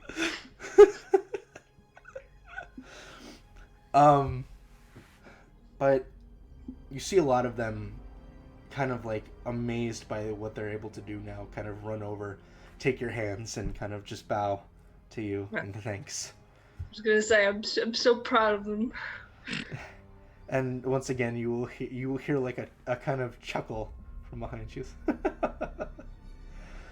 Well, you're certainly shaping up to be quite the successor, aren't you? I'm hoping to be, anyway. And They will. Some of the acolytes will kind of look at you and like, who are you talking to? A friend. But yeah, Jesus Christ. Like I said, I was not expecting the back-to-back 29s. I thought this was gonna take you a couple more tries, but you were just rocking it. More or less, your job's done. Like, I mean, I could go back. yeah. I could like get in a fist fight with somebody and be like, okay, here's how to cure wounds. Yeah, I'll say then you'll spend one more day kind of teaching them how to. I'll say then because you've basically finished your job at this point. Like, this is way quicker than what I thought you would do. But you finished your job, and at this point, the next day is going to be more or less spent just taking the acolytes through understanding their strengths, understanding how to build that connection a bit further to the point that they can. Essentially, you're teaching them how to change spells, things like that, like what to pray for, things like how to utilize channel divinities, how to literally funnel the energy of your god through you. Yeah. And yeah, it's, oh my god, you are insane, Luke. Chris! Hi. Roll me a d20, No, sir. I'm last, but You I'll are do last. it. Natural 20. Are you serious? Yeah. God damn it. I was expecting That's that. not good. Why? Is that was for encounters? I'm Oh, joking. yeah. No, I'm joking. You're fine. It was the low end of the God damn spectrum it, you wanted to Eric. avoid. So, the next morning, as all of you kind of come to, well, it'll more or less be you guys continuing up along the coast. Go ahead and make me a stealth and a survival roll. Stealth is 27. Survival is 20. And even for special forces. Of unnatural variety. So pressing on a bit more along the coast. Again, it's just you're really getting a lot of nothing here. And you start to see sections of this rock that it's not rock. It is some of these stones are massive gems that are just jutting from the ground and seem to be giving off little twinges of energy. You're not really of the arcane persuasion, but go ahead and make me a Arcana check. I mean, somebody else in my party could probably do it. Jeremy can do it if you'd like him to, but I'm having you do it as well. Actually pretty good. 16? 16? Okay. And then we'll see Jeremy. Okay. So, as you kind of take a moment and study this, Jeremy will kind of approach with you and look it over. And both of you kind of recognize at the same moment, you watch as the energy travels down the crystal, up and down the crystal, and then you kind of look towards the water and you see it jut outwards. And just bursts of arcane energy. You're not quite sure what it means, but you know that something is happening here with these crystals.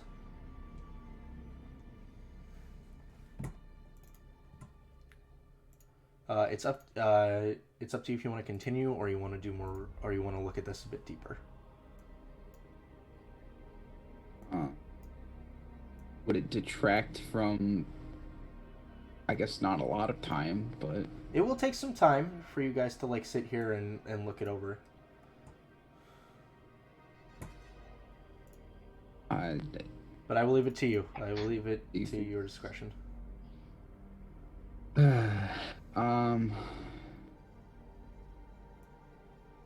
Yeah, this is probably important. Okay. So you guys... I'll look it over. Yep. So as you guys go ahead and kind of set up for the moment, go ahead and make me an investigation check. It's gonna take some time. That's not very good. It's 15. 15. Alright, I'm rolling for Viper and Xander as well.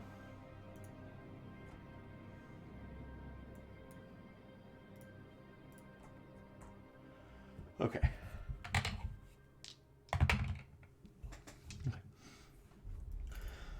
So as you guys are kind of taking a moment and looking over these crystals, you kind of walk from the beach. You kind of walk along the beach and into the water, and as you kind of put your hand towards the water and wait for one of the pulses, there is a sharp twinge of an electrical current that goes up your arm, like numbs your arm. Like, have you ever been hit with a taser? No. You know how when people get hit with a taser, their muscles seize? Yeah. That's what happens. I felt that before. Yeah, that's what happens to you. Your entire arm just seizes in its entirety.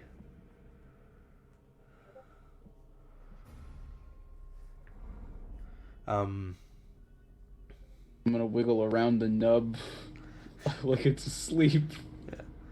Yeah. Huh.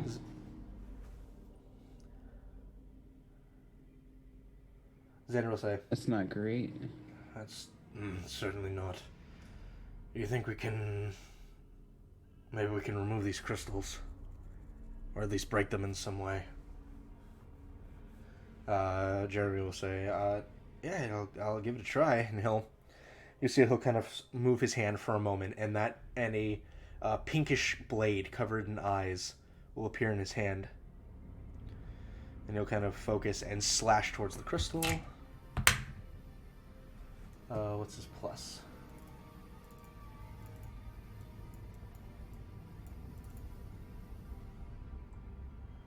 Okay. So you watch as he... Oh, hey. That's your friend Nathan. That's Nathan, right? Whirling Death, 98? Probably. Thanks for the resub, Nathan. Yay. As Jeremy takes the blade and slashes against the crystal, it hits, breaks into the crystal, and there is a detonation of energy. Like a large pulse of energy from the crystal. So, Nadia, or sorry, not Nadia, Matthew and Jeremy are blasted away from the crystal. And Nadia and Xander manage to kind of keep their ground. But you look back and the crystal has subsided. Jeremy and Matthew both take 27 points of force damage. Oh, that's not great.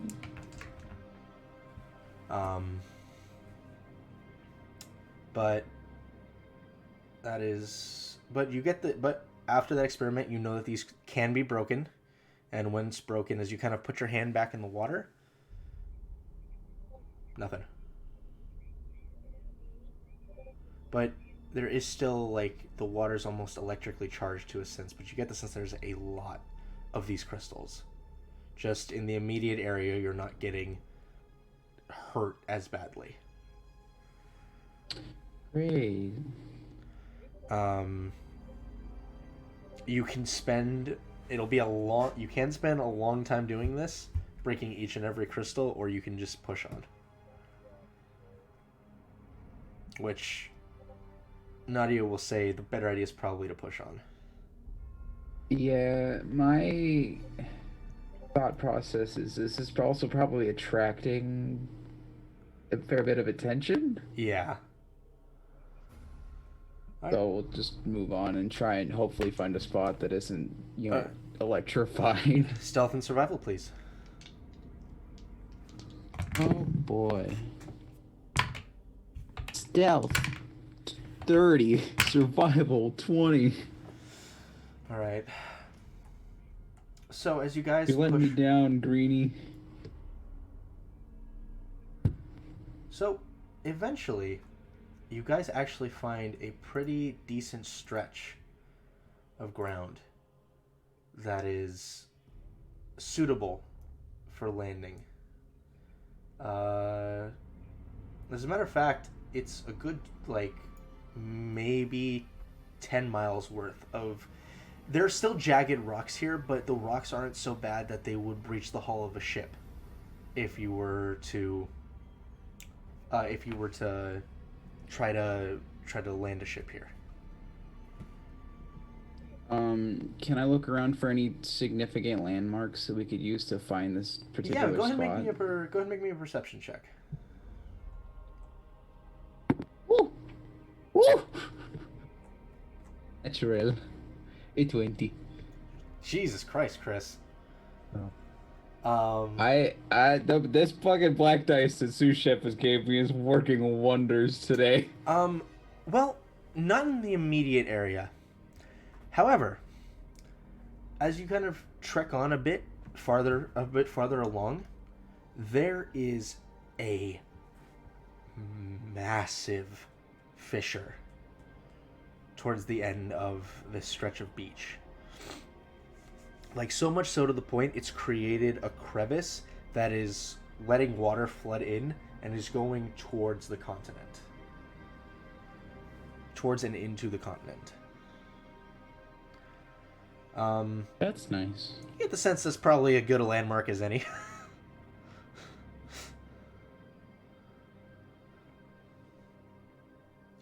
Would you like to continue on from here, or would you like to say, like, okay, we found it, we should call them and let them know? Continue on just a bit, just to make sure there's not anything immediately dangerous nearby. Okay, and so this is actually a good spot. So you're gonna go more inland? Yes. Okay, stealth survival check, please. Survival. 22. Stealth. Also 22. They're both 11. Okay.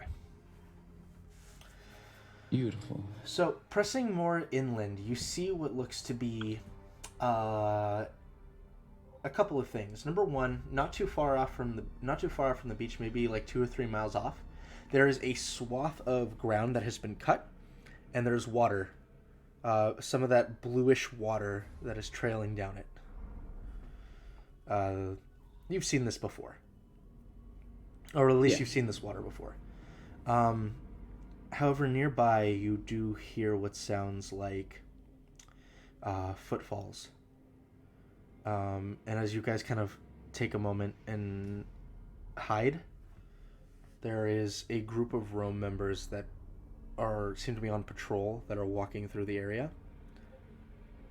And behind them, you see that a couple of them are dragging the corpse of one of those large creatures that had the devourers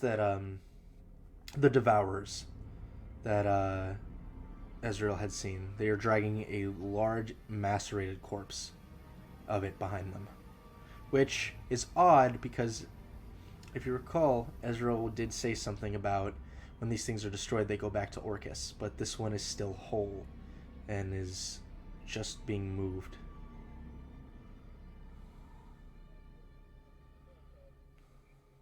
I mean, he was calling in some kinds of favors of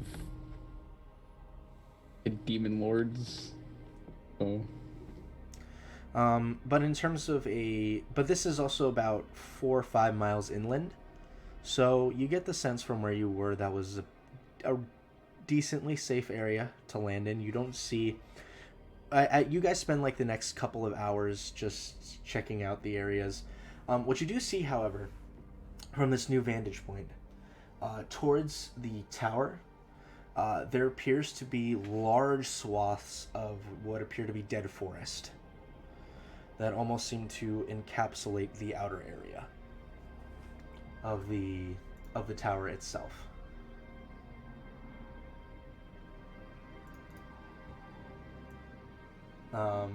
But would I be able to tell if the forests have any kind of like occupants? Like if they're actually using them, or if it would just be where we're at? No.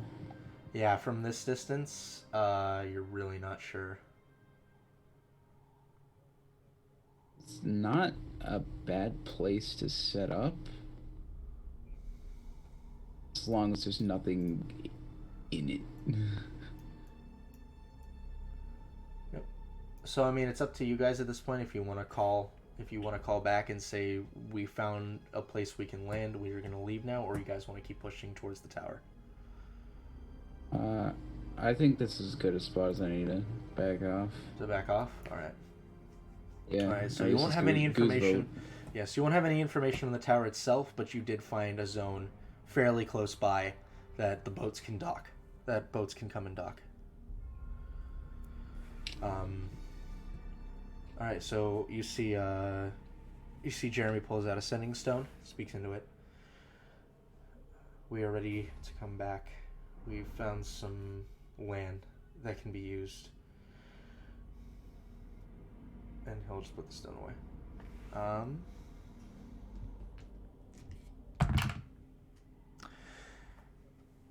About 10 minutes later, you will see a mage approach in the robes of the Empire. He will say, "My apologies. I was a little off target from where you were. But are we ready?" He'll hold his hand out. And grab his hand. And you guys will make it back to the Empire. Alright. So that is Goose scouting mission. And I think I can actually move you guys over here really quick. 1 second.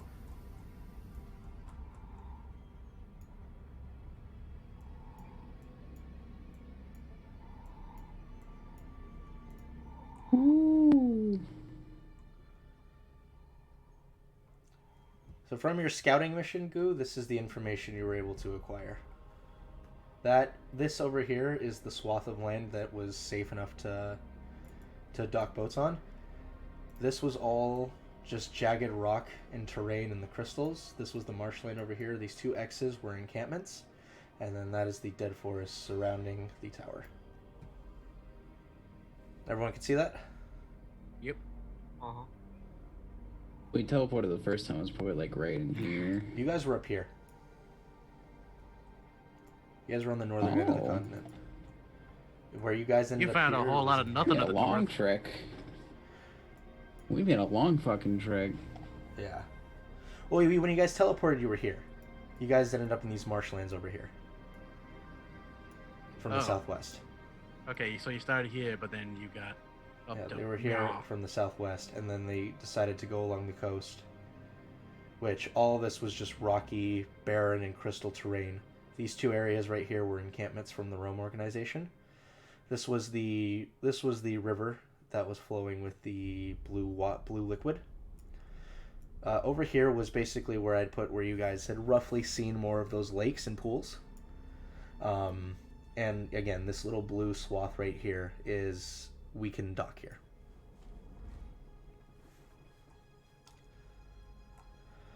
But yeah, all right. This went quicker than I thought it would. Just really fucking good rolls, guys.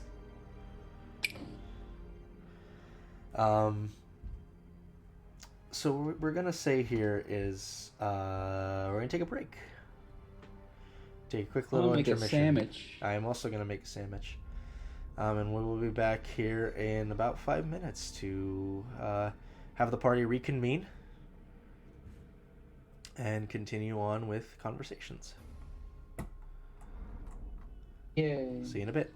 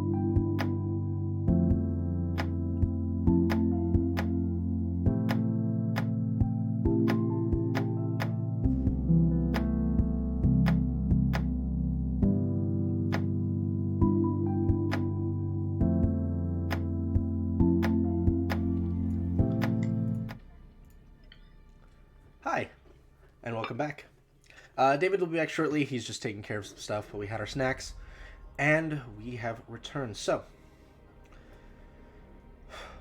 as Gu, you are teleported back, and Ophelia is kind of kept in the air, all night to get the map layout for Zythan.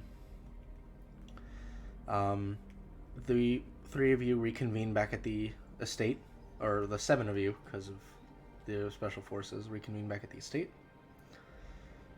And there is an air in here of excitement and concern, as everyone seems to be getting ready for what's to come. Did we ever get a set date? You did not, because you guys didn't have a set date. You had to map the area first. Okay. But as you guys kind of sit together, Nathan provides some dinner for you guys. He says, I hope everything went well. It did. I like doing Nathan's accent. It's a good accent. Yeah. All of the students really came into their own over the course of our time together. It's so nice to see. And how is your horse training going? Well, it was a hard first day. Second day, a lot better. Now it's just a matter of getting the riders on board, I think. Not unless there's something else that I have to deal with. And how did the scouting go? Zythan's haunted. Well, that's not a surprise. That's not... Cock imaginary gun. Zythan's haunted. David, are you back? Yeah, I just got back. All right, so for right now, you're still being basically used as a projector. Like I said, that basically takes the entire day. Yeah. But you are stable.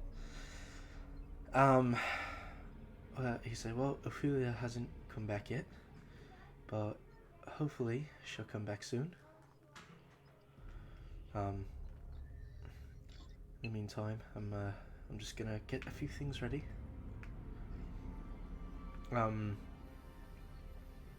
Talon will kind of drum his fingers on the table. I'll say, this is really happening, isn't it? That it is. That it is. I mean, how are you guys feeling about it? Trying not to. Strange. I feel like I should be scared, but I don't know how to feel, actually. I almost feel excited. And he looks at you, Gu. Oh, I'm sorry, it was somewhere else.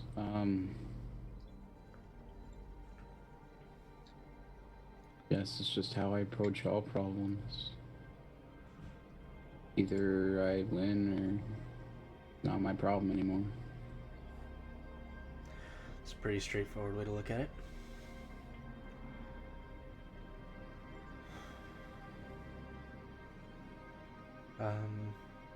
Oh. We got your back. As much as we can. And, we'll do our best to keep you guys safe.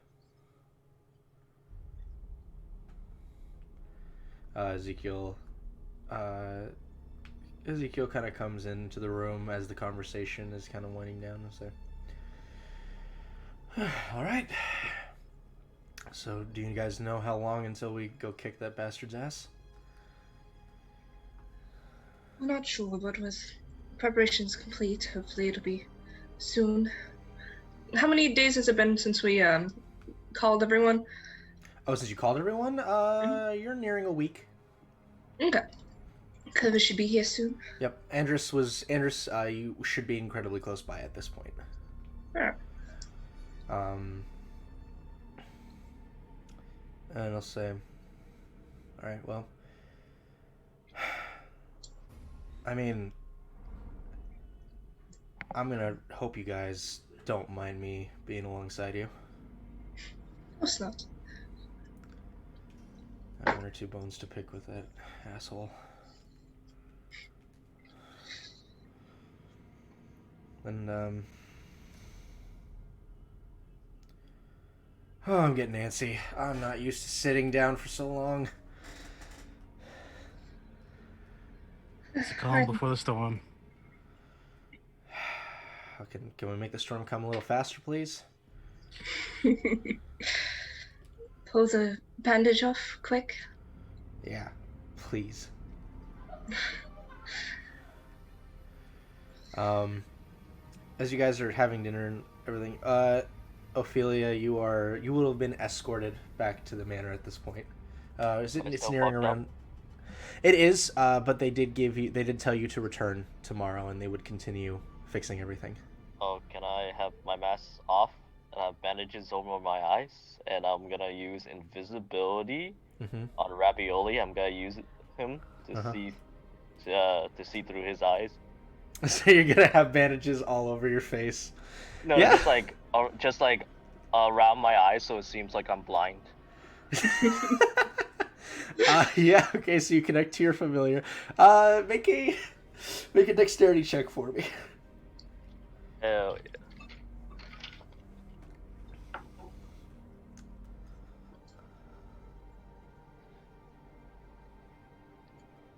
I'm rewarded for this, so I'm gonna have to lucky it. Fell into a box. 16.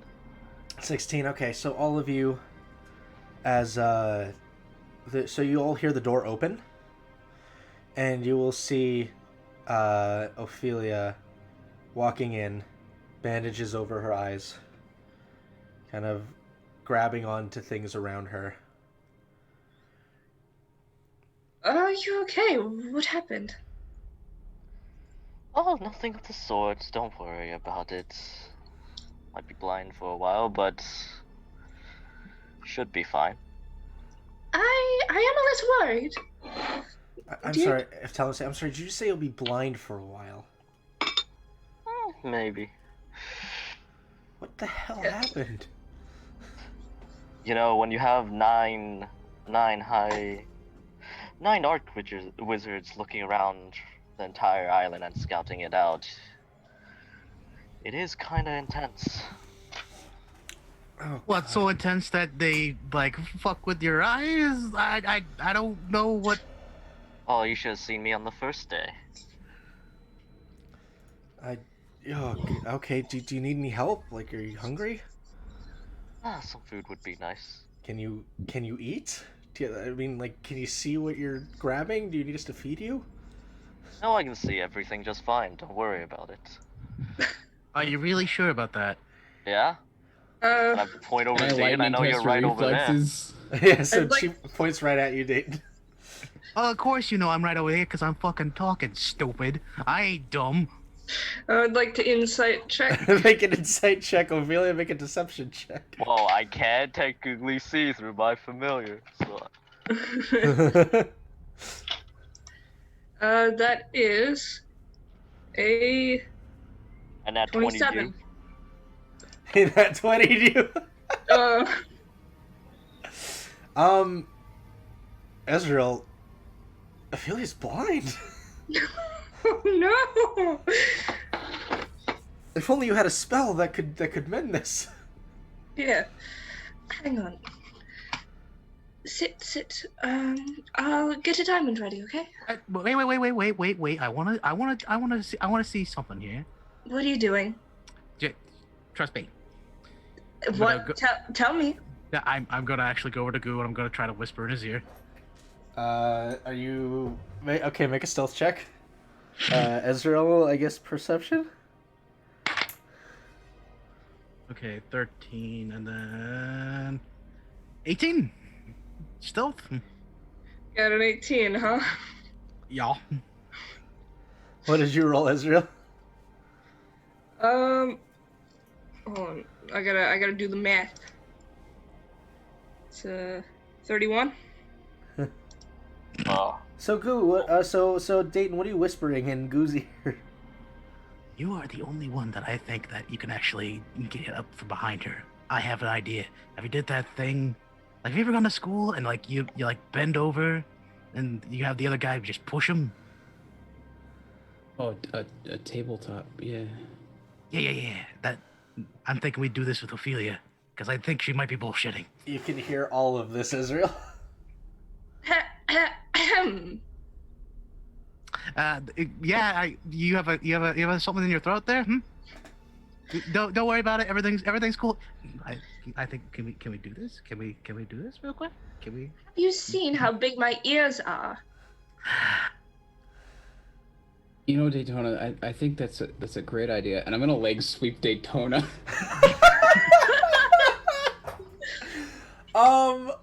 Okay. Make a both of you make contested dexterity checks. I'm going to lose. Bye, Dayton. Yes, you are.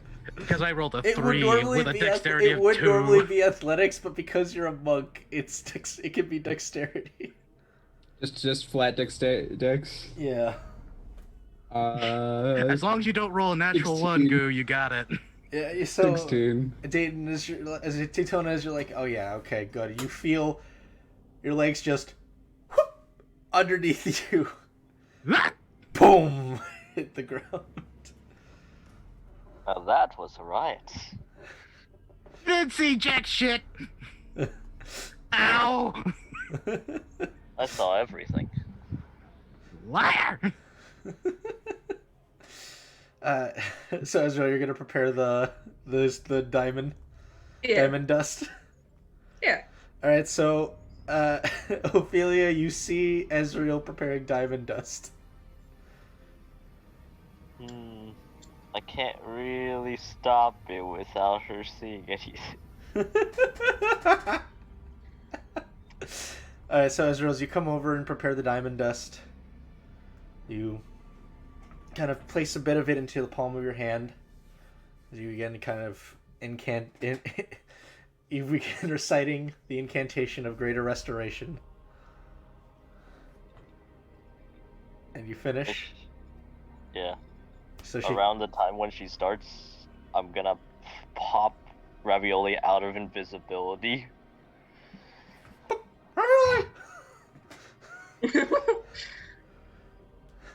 Alright, what did you want that to do?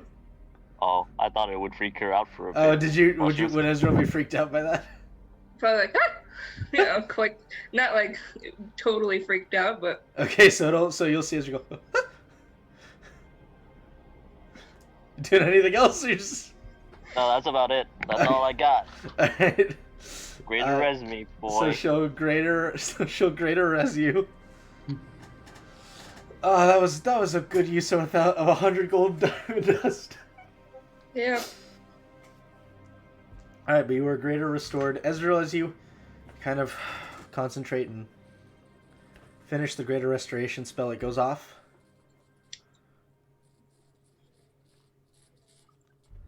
How are you feeling?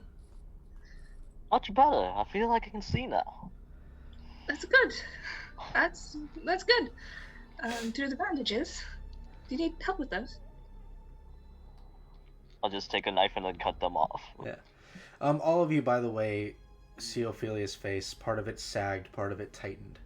And she does still have that bit of a rash up her neck. It's faded from her cheeks at this point, but it's still up her neck.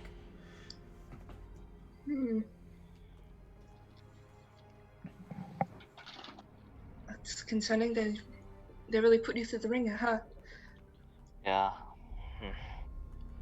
But we're pretty much done at this point. That's good. I just have to go through some recovery. Like it. Well, if you need any help with anything, just let me know. Thanks for 100 gold, Ezreal. Appreciate it. So you guys will hear on the door. I want to make a mental note to everyone as right now. Daytona has not moved from the floor. I'll go and answer the door. You will see a guard from the palace. Hands you a slip and says, "A presence is requested for a meeting. About 30 minutes. There is a carriage waiting for you outside. So at your earliest convenience, please." And he will stand there because he's escorting you. Mm-hmm. Well, time to go, I guess. Everyone ready? Daytona? I'm gonna make gravy hands for the floor. Wait, you're gonna do what? I'm gonna make grabby hands. Just. No. I am baby. I will pick up Daytona and fling her over my shoulder like a bag of soil. I don't know how strong you are. How strong are you? I've carried Ezreal a pretty far distance before. Yeah. All right, so he'll sling you over his shoulder, Daytona. Did want to try to actually get in contact with Israel before this, but you know what? Fine, fuck it, whatever. We'll do this like this. Fine, sure. We can do it when we come back. Yeah. No, I mean it's nothing important. It is kind of important, but We could save the or we could like. Yeah, I was gonna say maybe like during the ride of the carriage, Daytona, after of course being carried. Uh-huh. We'll of course sit prim and proper as if there was nothing wrong. Look over you, Esriel. So we don't really have everyone that we called, right? Not yet. Okay, well, then I think it's now more than ever the last time I'm going to recommend possibly calling the White Dragons. Because they may be able to fly pretty far, but if there's anyone that's gonna take their time doing anything in here, we may as well like try to like reduce that time. And yes, I know me dying, fucking whatever, but they're still plenty powerful, and if anything, they are ruthless, and if they're helpful in a pinch. That's basically all I know about dragons. Well, we're going to the palace now.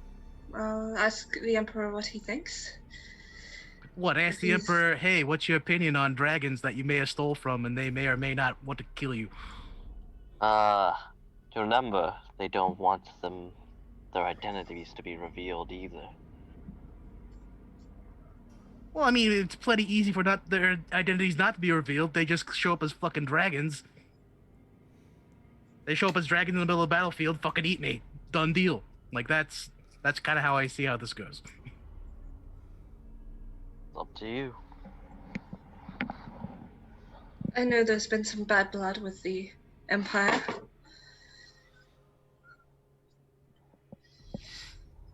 But we can ask them and see how they feel. All right. I'm just saying this might be like the last gas on trying to get everyone that we possibly can, even if they might hate us, or mainly hate me. You really have no shortage of enemies, do you? No, it kind of comes with the territory when you try to not make friends for a long, long time. Well, I know what that's like anyway. Fair enough.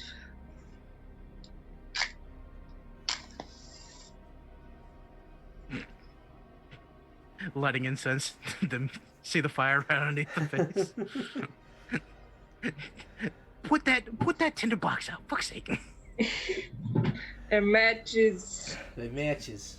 Anyway, as you guys kind of press on, arriving at the palace rather expeditedly, and entering into the throne room, entering into the throne room and then into the war room, you'll see less people in here than before. You'll see the representatives. You will see the High Commander.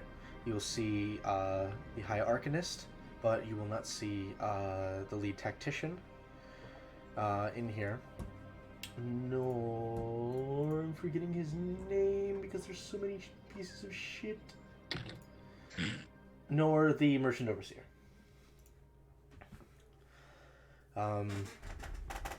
As you guys are all kind of sat there, the hierarchist say, "Good, all right, we can begin. Wonderful. So we've managed quite a feat in such a short amount of time. Thank you again, Ophelia, for your help." And she'll unravel the map, which is the map you all are on right now. Let me go ahead and try to switch over to it. I can see. Oh no, I'm trying to switch over to it as in like I'm trying to switch over to it for Oh. yeah, for yeah. Everyone just got to see Dungeon Alchemist, which we might be investing in. It's really cool. You also see the music that I grabbed because I like to hold off getting good music until the very last minute. That's a good DM tip for those of you out there. If you have if you want to get music, panic and do it at the last minute. Yeah. Because you second guess the songs that you already had chosen. I also apologize for my crude map drawing, but I am not an artist and I do not claim to be. Also, Luke, your webcam turned off. Oh no. Oh no. So as they unravel the map, Goo, you'll kind of take some time with brief conversations and kind of map out, kind of just add your own details, which I'm saying is what I've put in for you for the map. Okay. And he'll say, the High Commander will say, "All right, so you're saying," as he points to, "you're saying this breach of land is safe?" That stretch of about 10 miles, yes. Excellent. That's We more than believe enough that we'll so. need. Was there any reason to think otherwise?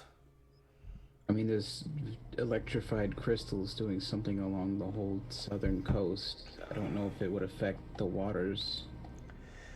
We can take the precautions necessary just in case. We can have the ships outfitted with better means of exiting from the front. Rubber. Rubber.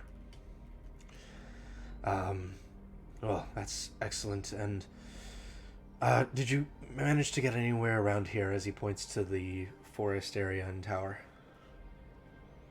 No, it was barely patrolled. I see. Well, just having a landing zone is more than we had to work off with. Now,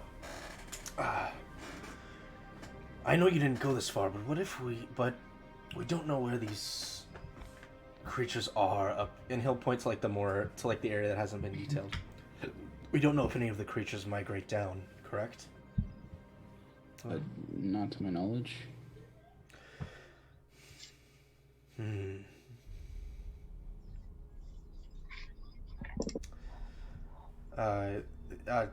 The hierarchist will say, "Well, we'll have to speak to the Overlord and the Emperor. But for what we have for right now, this isn't nothing to go off of. Although committing so many forces to just a single 10-mile strip of land, that could prove troublesome." At which point, I will say, was it completely unusable, the rest of the land that you had patrolled? To my knowledge, just the southern end. Possible that the eastern end is usable? You guys will actually recall that you had met up with with Matthew on the north side, and the northern part of the continent did not seem to be as jagged as the southern end. Like, I didn't know that. Mm-hmm. I don't know who Jeremy had. Well, with Matthew. It'd be hard to tell from here, but you know that at least where you were on the northern side of the continent, there were still rocks, but it wasn't like we cannot land here rocks.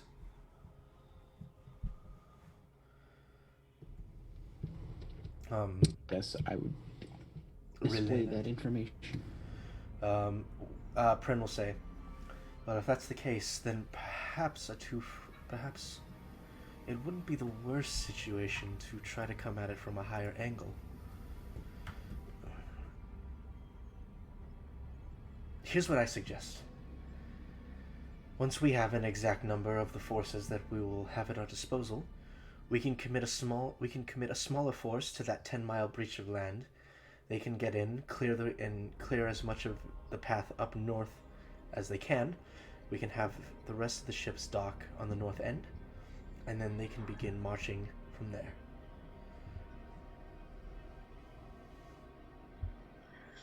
Anyone have any? What about the wilderness? The creatures? Well, Galliano will say, well, presumably the smaller force will be in charge of at least clearing the path there, and our larger forces, we may suffer some casualties, but the larger force should be able to manage itself on the trek down, if my understanding of your plan is correct. And she'll look over and then will nod and say, we're not getting out of this without casualties. Whether or not all of us need, whether or not we want to, it's a reality we must all face. People are going to die. But the fewer people we can have die, the better. And I'll say, well, that brings the matter of the four of you. Are we going to just throw them along with the smaller platoon, or are they going to be traveling with the larger? And you'll see Prin kind of drum her fingers. I don't suppose any of you have a way of traveling by yourselves, not via teleportation, but ways of kind of being on your own? I do have a steed of mine. Recently had an upgrade, with added wings. The upgrades, people, upgrades. So, but Shit fell over. but that might take a while, even with that. We I guess do this- have friends with ships coming up soon. You have your own ship. That could be incredibly useful. Ashfield, this might be the one chance with the Skysteads. Right. We do carry good favor with Skystad. Maybe we can ask them to carry us. Any sort of assistance would be greatly appreciated, though a cult of dragon worshipping assholes I don't see as being the most trustworthy. Dragon worshipping as it may be, there's still dragons involved with this. If they could actually lend us that kind of aid, you're talking massive power. Being able to travel great distances. I don't recall if you ever actually told them that Skystead was actual dragons, or if it was just a dragon worshipping place. We never told him He anything didn't say about that. He didn't say that they were actual dragons, that there were dragons involved. Yeah. Or Sure. she didn't, rather. Yeah, that's fair. Alright, so you're telling me they have actual dragons at their disposal? Well, from what I understand, and this is all goes back to the I want to say the Wild Mother is fucking wrong. Fucking the Mother of Dragons? No, Druid The MILF. Yes. Mama. The Archdruid. Yeah. With the Archdruid, there was a bit of a problem between her and the people of Skystead. They had wanted to get some insider help with their drakes, getting them trained, getting them raised. We went up to Skystead, we handled a couple situations. We may have saw some things, up to and including certain dragons with wings and definitely a couple of hard attacks involved, but they're there.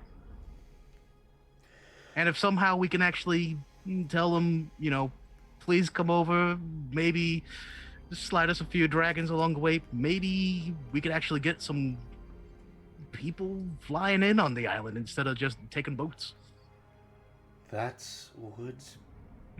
would be amazing if you could get that sort of assistance. Being able to attack be able to launch an assault in the air as well.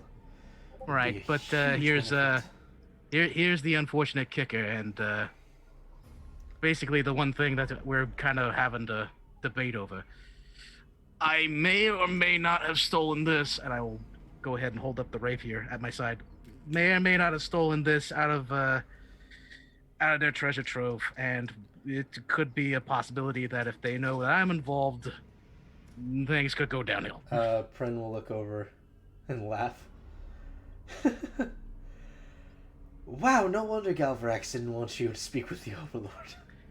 I can talk my way in and out of many a situation. I just happen to be exceptionally lucky that I did not fuck up there. And it was out of necessity. That I can attest to. What happened very recently was not... Excuse me. He's good with words. His actions are well, questionable at best. Can you get in contact? Prince said, well, then, can you get in contact with them? Hey, telephone. Ring, banana phone. Ring, banana phone. Jordan, I'm looking forward to being the doing cleric. this to you. Guess what's gonna happen? I'm never gonna prepare sending, and all of you are gonna hate me for it. All right, go telephone. What are you saying? No, I'm gonna consult the group. You're gonna make me do it, aren't you? I'm just asking for input. Do they know who Tremor is? You never mentioned him. Yeah, unfortunately not. You never mentioned him, so... I was gonna say you could swipe something in there where it's, hi, just found out end of the world's happening. Ya cool, fam? We need your help preventing the end of the world. Hey, Let's just write on your bags. What's up, homie G? As the kids What's say. up, everybody? It's Ezra. Welcome back. Welcome back. Today we're gonna be playing Death, Destruction, and Sad Times Galore. What's up, guys? My name is Estriel Orchid 8. Welcome to another video. Sure, what? Get on a Rookie dragon, nerd. We're reference. gonna save the world. Yes, thank you, Chris. I wonder how this man's doing. Freaky Orchid 8. He's doing pretty well. He's playing, whatever it is. Alright, so what are you saying, telephone? I'm trying to get help, and then Jordan just fucking left. That's 11 words, right? I'm here. I'm just trying to set things up. So, we need help preventing the end of the world. Is that too dramatic? Well, that's 9 words. That is 9 words. You pooping? I'm so mad at myself about that now. Why? So I've been getting caught up with Campaign 2, a Critical Role, and Laura Bailey makes the same fucking joke on one of our live shows, and it's around the same time. It's... And besides, you say feel you're like I pooping at stole the it, end of the except message. I didn't, because I watched it a year and a half after I said it. Okay, I was gonna say, to answer your question about being overdramatic, no, it's the truth. That is the All truth. right, go ahead. Did you help preventing the end of the world? Meet us at Rosewood Manor in the Empire. How does that sound?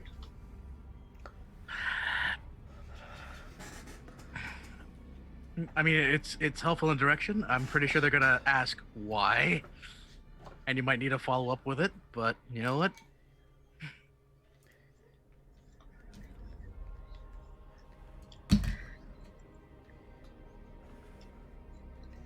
All right, I'll say it.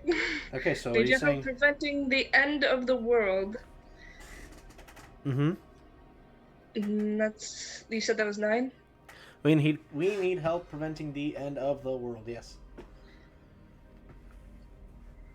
If you can meet us at Rosewood Manor in city name, Nuxvar. Okay. Yep, that's good. Who are you messaging exactly? King. Okay. Ding ding dong. How many words are left? 7. Thank you for your time. Thank you for your time. Okay. You pooping. Got it. Estoy pooping.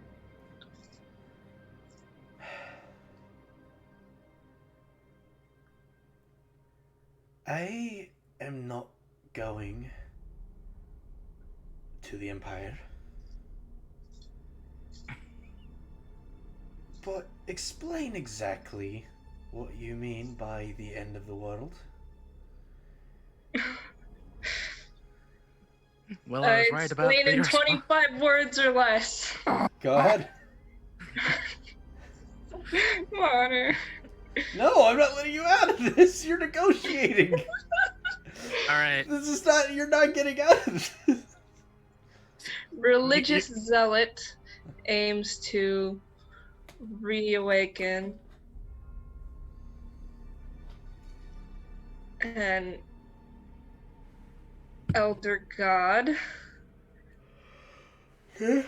will destroy all existence as we know it. Okay, you have 9 words left. Reason the sky is red. Tell him we need help invading a continent. Or, yeah, he exists on another continent at the moment. And, yeah. Need help invading Zythan. 5 words.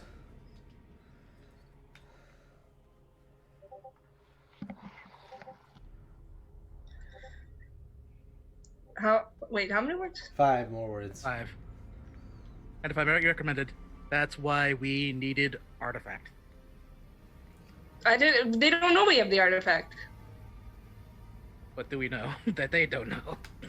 Is the big question. I'm not gonna take that bet. Okay. But it's still 5 words still. If you need it.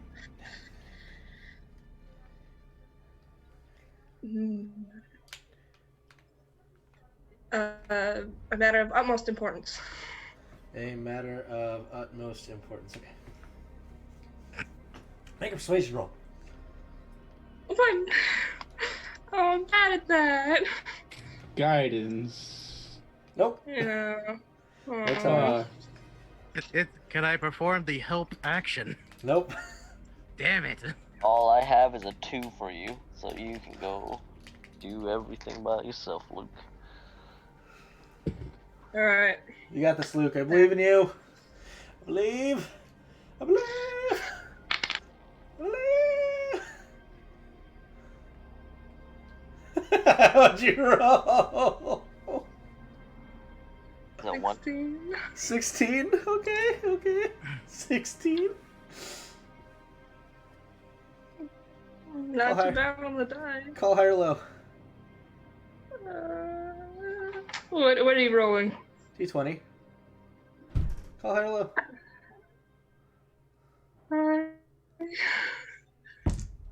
Natural 20.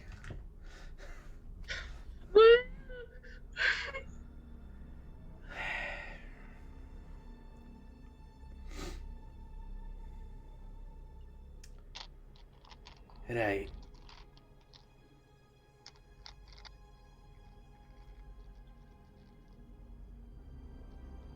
Tell us when you need us.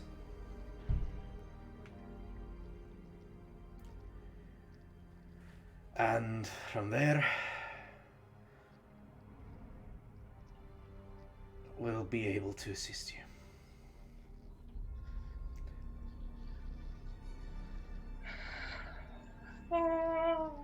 Also, tell that prick if he tries making advances at my white.